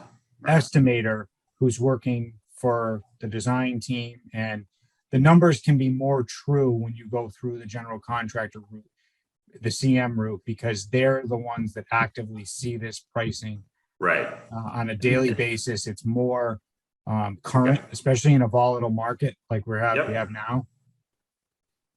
and unlike an estimator, they'll actually look at the plans and say, no, we need to change X or Y because it's easier to build and faster to build and therefore less expensive. So they'll design for buildability and they'll. And they'll also be able to, if there's something that's not on the drawings or something that's non-quantifiable from what the information that we have right now in front of us, they will put money towards those items in the budget so that we're protected against them. You know, it's an allowance. So if we spend less, we get it back. If we spend more, we have to spend it. You know, it's hidden existing conditions, things like that. Okay, which is better than having layer upon layer of contingencies. Well, or layer upon layer of Yeah. change orders. Yeah. change Right, orders. that too. Right. That's what it is Right, the other method is more susceptible to change orders about what is not shown on the drawings. right. Completely separate from owner-driven scope changes that somebody that says, oh, we need to add this or we need to upgrade this. That's going to happen in either scenario, or that has the Right. potential in either scenario. It's never really a fixed price turnkey project. There are always going to be, even in that construct, there are going to be change orders, things that were omitted from the design plans. I've never been on a job that didn't have a change order. Let's put it That's why that we way. have the I contingency hear you. baskets in there, you know? Yeah, yeah. Mark, and one other point that I think we should just raise is that I think there's also a belief on our committee that bringing on the CM at risk at this point from a timing perspective is also advantageous. So if we do get approval at special town meeting to go forward with the project, we'll have had the benefit of working with the CM at risk over these months, which actually puts us in a better position to get the project started in the spring building season. Whereas if we get approval in November, we're then starting the process from scratch, and we won't have had the opportunity to sort of get our ducks in a row to optimize the building schedule. Yeah, yes, because building materials are exorbitantly lead time. They have exorbitant lead times right now. Generators are a year. Structural steel is anywhere from 25 to 40 weeks. So if you can identify these items ahead of time, and once the project gets fully funded, you can then hit the ground running. You're now entering the race with a little bit of momentum here, and you've got a much better success ahead of you. In terms of, because you're going to need these systems online, you're going to need these components to do the building, and if you don't have them, overall, the timeline will increase and add to cost. Because if we're paying the construction manager because the generator is delayed, they're still on site and engaged with the project. Right. Anybody would be. Is there a risk that, that this project, really drags, and as a result of that, the price just runs and runs away from us as a result of, the current supply chain environment and some of the scarcity that's being priced into some of the things that need to go into this building? Well, that was a little bit part of why we thought it was wise to hold off and not present this. The plan months and months ago was that in spring town meeting of 22, we would be looking for full funding. Full funding, right? And that was again part of the reasoning here why we decided as a committee to hold off and not seek full funding right now, because there are so many volatilities that exist out there right now. We just didn't think that it was the best time to build in terms of that. Like, let's get some stability here and see where it goes. But that's and finish the design plan, which still is work, right? well, we slowed down on the design because we thought it was, getting that CM on board. Again, Okay. the value there is that the design isn't complete. So they have an opportunity to contribute to the design, Right. Versus having it be 100% done. There's value there. Okay. Mhm. Michael, Susan, thoughts, questions on the CM at risk request for ATM here? I honestly don't think I ever got the number of what we're estimating it would cost. Did I miss that, or did we cover that? I think it was 200, no? 200, yes. 200, okay, thank you. Okay.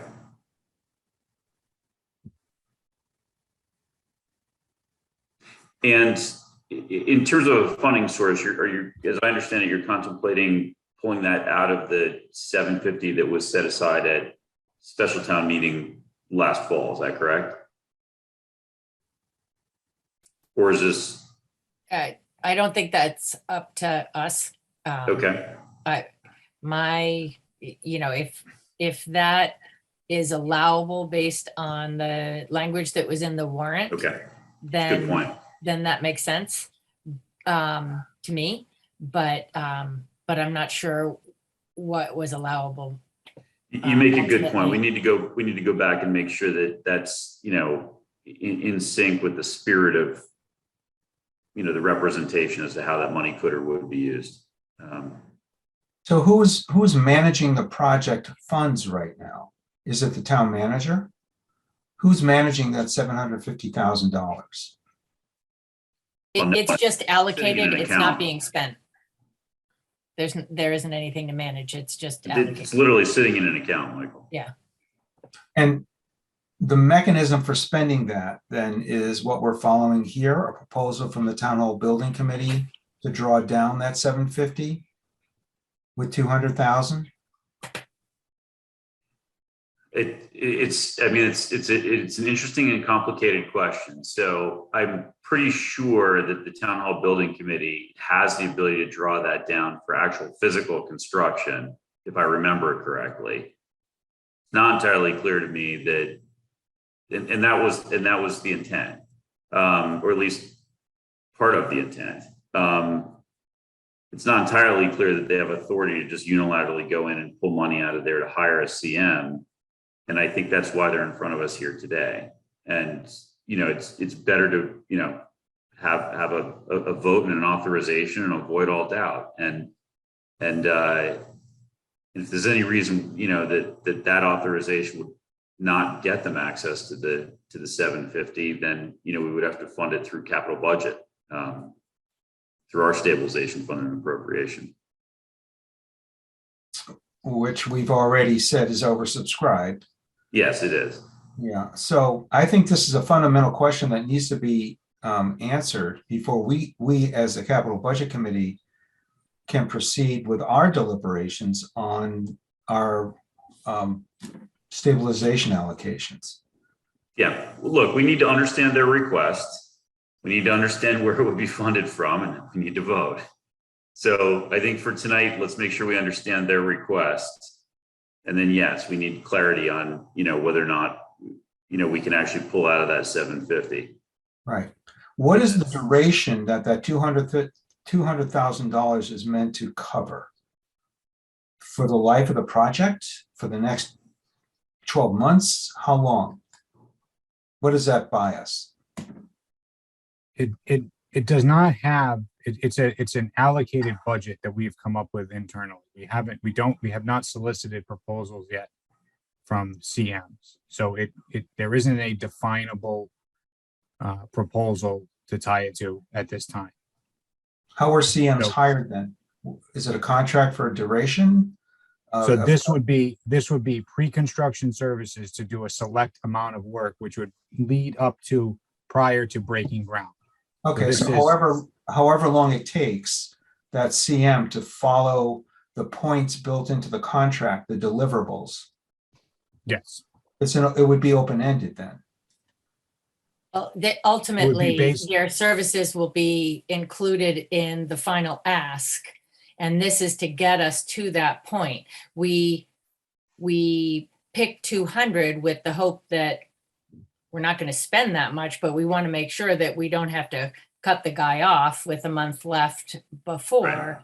Or come back for more. Yeah, or come back for more, but if the hope is to enter into contract, get their expertise in finalizing our designs and going through the bid process. And then when we come back to special town meeting, their construction services will be part of the final ask. But a contract would either be, X dollars for so much time or X dollars for specific services rendered, right? Correct? Yes. So the latter. So, okay, so there really is a fixed set of deliverables that this construction manager at risk will provide for the whatever you negotiate up to 200,000. Yes. Okay. And your 200,000 is an estimate. And our hope would be that the construction manager wouldn't say, well, I can do it, but it'll be 250. In which Correct. case, okay. Okay. These days, I guess anything's possible, right? Just trying to figure out the risk here. Yes. I think, Michael, the risk is, that 200 is low and they need 250 and we need to get them another 50 somehow. But Yes, but that's more money that continues to go out the door on a project Sure. that's not been approved by the town.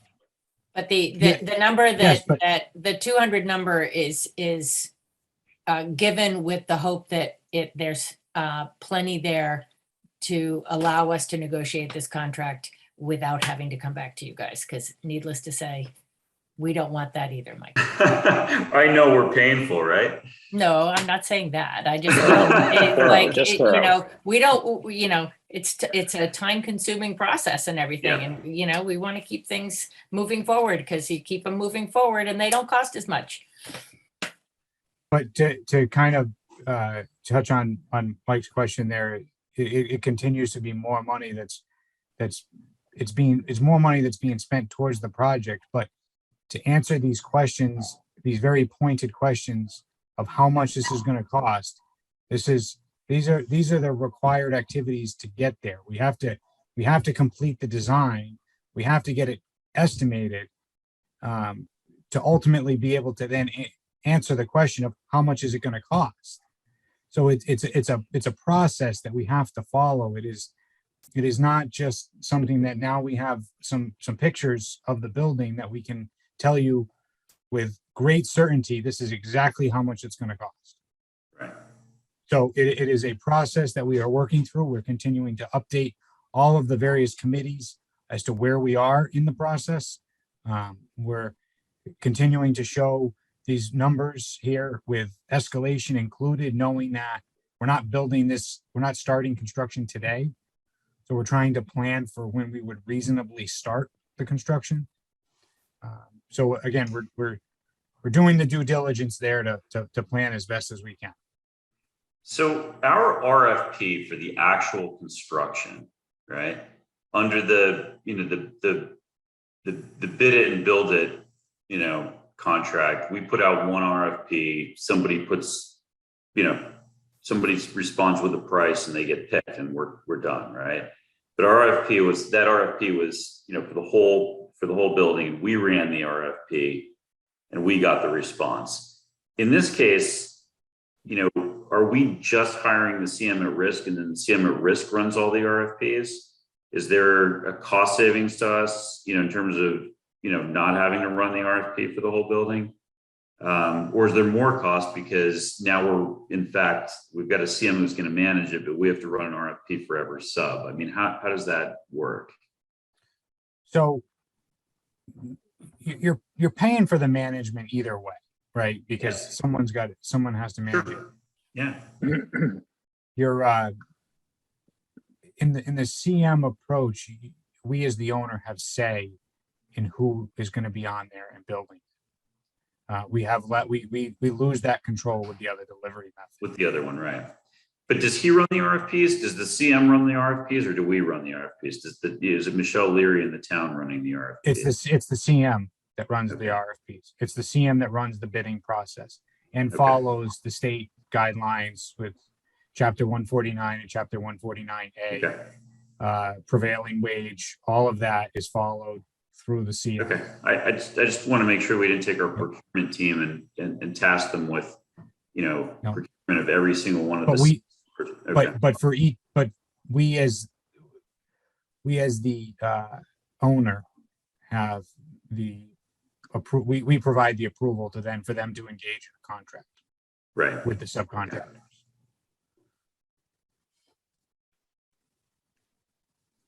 All right. Do either Michael or Susan have anything else they need to ask? Do you have anything else you need to ask to understand the ask that's in front of us tonight? I mean, I understand we need to, we need to understand the source of funding and also get our heads around, ultimately the overall project and the financial plan. But in terms of tonight and understanding the ask that's in front of us, do you feel like you have what you need to understand that? No, what we still need to find out is whether the 200,000 is coming out of the 750 or if it's on top of. Right. Okay. Strictly speaking. Okay. So just on that note, I mean, I met with Chris today to discuss a number of issues, and his view was that was the right place for it to come from. So I think that, we just, we need to go back and look at, per Carolyn's point, the exact language that was put in front of the voters at that meeting to make sure that this is within the spirit of what they voted for. And if it's not, then we either have to, we perhaps can modify the spirit by having a new vote to modify the spirit and allow this, or we can vote to fund it through another mechanism.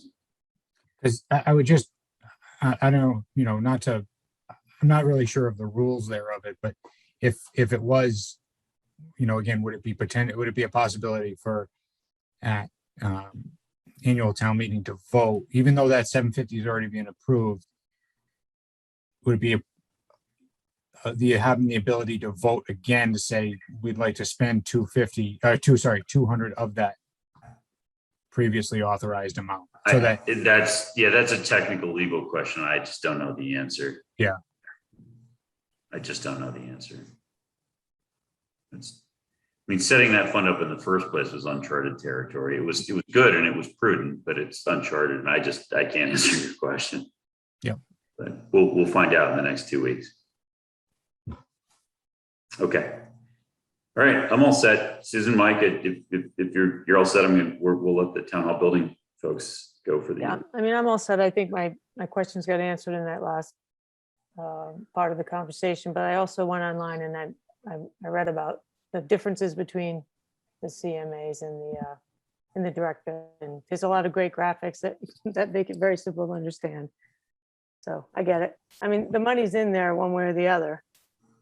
Yes. Spending it. it's sort of a pay now or pay later. I mean, Yeah.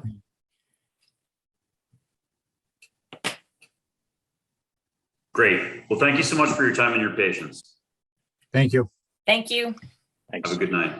Good night. All right, Mike, Susan, you want to stick around for a minute?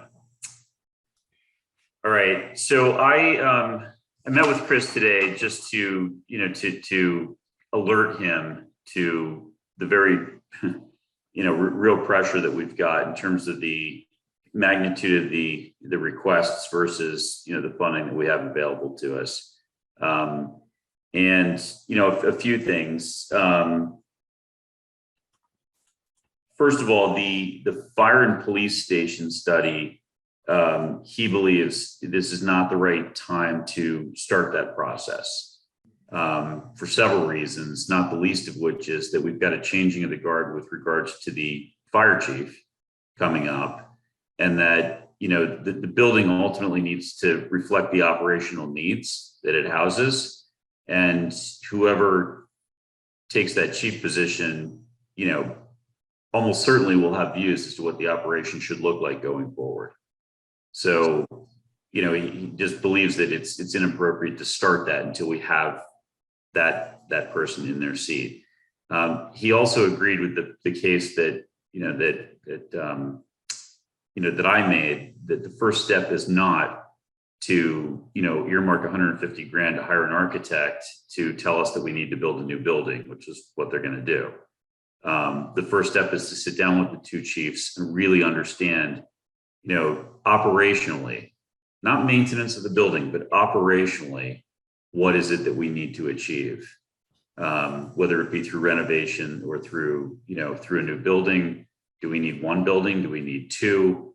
What does that mean for staffing levels? If in fact you have a satellite, main location and a satellite location, all those things, because that in turn has an impact on the operating budget, right? So this isn't just an inanimate building. We really need to understand what we're trying to achieve before you let anybody, put together a $150,000 study that says we need a new building.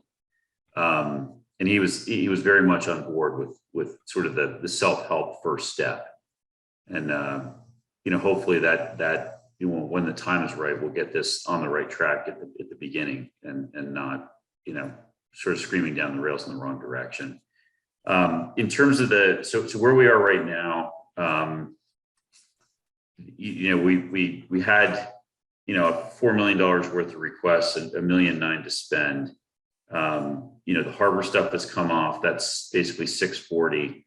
And then, we just pulled off another, 150 for fire and police. So you've got, at that point, 800,000 out, you're down to 3.2 on a 1.9 spend. So we're still 1.3 short. And, I left him with the, with the task of thinking about where he, how he wants to make this fit. I mean, we can do it many different ways, but I'll be following up with him in the next couple of days. And I think he's probably going to have some conversations with some of the department heads, and hopefully some views will start to emerge as to how to make this fit. What is true priority? What can get pushed out to next year? What perhaps doesn't need to get done at all for a while. So we can't let that sit very long because, as I mentioned, we need to vote this stuff in 2 weeks. So the other thing is that there is. Go on, Brian. Yes.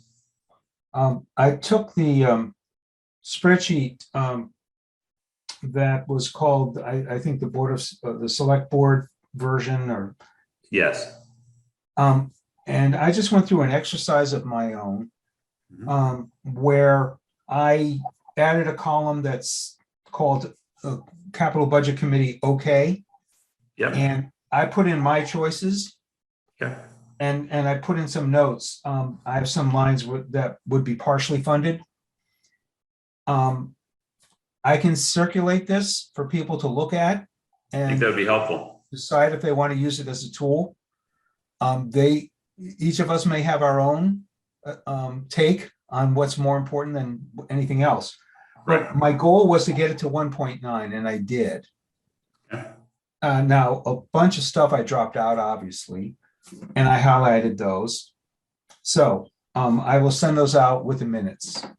Okay, that'd be helpful. Let's, let's form our thoughts. I guess the thing that needs to really happen next is that we need to circle back to the departments to which we are liaisons and make sure that whatever they owe us with regards to follow-up, materials that we requested when we reviewed their requests, that we have those so that we're in a position to vote.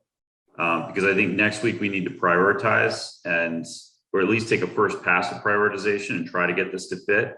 And the week after that, we're going to need to vote. So, anything that we're missing that we need in order to make a vote, we need to get that material. So let's follow up with our departments. The other thing is that there is, obviously there's a lot of COVID money that, has come to the town. And there's a strong feeling that should not, that's non-recurring funds. Those are non-recurring funds. And there's a strong feeling they should not be spent on recurring headcount. So because, they will not be there next year to fund that headcount. So there is complete consensus on that. And, there may be some opportunities to use, some of those funds to handle capital requests, various capital requests, for example, the library roof or something of that nature. Certainly HVAC systems, a lot of the schools requests can be paid for in that manner. So there may be additional funding in it, above and beyond the 1.9. So I think Chris is, he's going to process this and probably come back with some cuts and possibly come back with some additional funds from this one-time pool. But, there may be bigger and better projects to do with that money. I just don't know. So I think that's everything I've got. Brian, one question. What Yeah. about CPC funding? I mean, a couple times they've really come to the plate and helped us get a lot of things done. Do we have any? Yeah, idea? that's a good question. I mean, I'm not sure there's anything on here that's.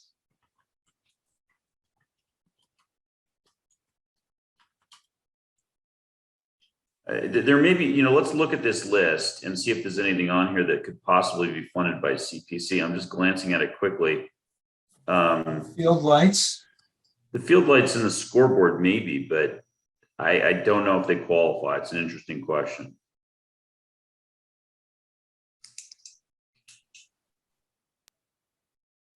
It's a really good idea, Susan, and it's an interesting question. And library roof. Could be.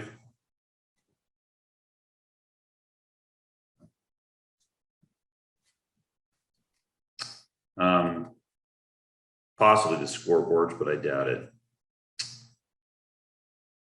Okay. Is CPC involved in replacing the turf field? They are. They're paying for one or the other. I think they're paying for I don't remember if they're paying for the track or they're paying for the. I think it's the track. Okay. Mm, And I'm not sure why or how they made the distinction, but I think there was actually a legal distinction that they were allowed to, they had charter to fund one and not the other, which was okay. their world. Yeah, that is true. You cannot pay for artificial turf through CPC funding. Okay. All right. That's an interesting restriction. Yeah. Well, maybe they can do the lights and the. So let me just follow up then on your point of some building repair and maintenance can be funded. You said COVID, but is it ARPA or COVID funds? It is ARPA. It's ARPA. Right. And Chris is going to provide us some guidance on requests that can be funded from ARPA? He is. Great, okay. And then as far as liaisons, does Francine have any, do we need to reach out to any of our members who aren't on the call right now to ask them to get in touch with their partner groups? Yeah, we should. I'll speak with Francine because a lot of it is schools and I share schools with her. So- Right, okay. Good deal. So I did All right. send a blanket email today to all the groups asking them to update the capital budget committee with any responses to the questions that you had, as well as to look at the list and see if there's anything that they could refine or kick back to another year. Good, thank you. Sorry, Michelle, you said you already sent that out? I did. I sent it out probably about 5 o'clock this afternoon. Super. Thank you very much. Really appreciate that. Could CPC fund the elder van? Highly unlikely, but maybe. But more importantly, I think, we need to follow up with Elder Affairs to understand how real the grant funding is for that band. It suggested there was a program that could cover, I think, up to 80 or 90% of that band. Great, okay. Makes a difference. It does, yep. And who knows, maybe if that's the case, if that's real, then maybe you take the old van and turn it into a sports van and you kill two birds with one stone. Right. So what if it doesn't have a backup camera? Yeah, right. Okay, thank you. So we are meeting next Monday night, correct? Yes. Okay, And I think, next Monday night, just thinking out loud, the agenda is largely just updates in terms of follow-up items from the different departments. And then we can, go through these requests and see if there's, and start to prioritize them, hopefully completely prioritize them and try and solve this. And then the following week, we'll either complete the process of solving it, but in any case, we need to vote it. right, All right. good. All Okay, right. thanks. I'll entertain a motion to adjourn unless there are any further questions. So moved. Have a second? Second, All right. All in favor, Susan Franklin, aye. Michael Dick, Mike Dick, aye. Brian Host, aye. Thanks so much, Michelle. Thanks, Michelle. Great night. You're All looking right, have a great. good night. You too. See you later. Night, John Boy.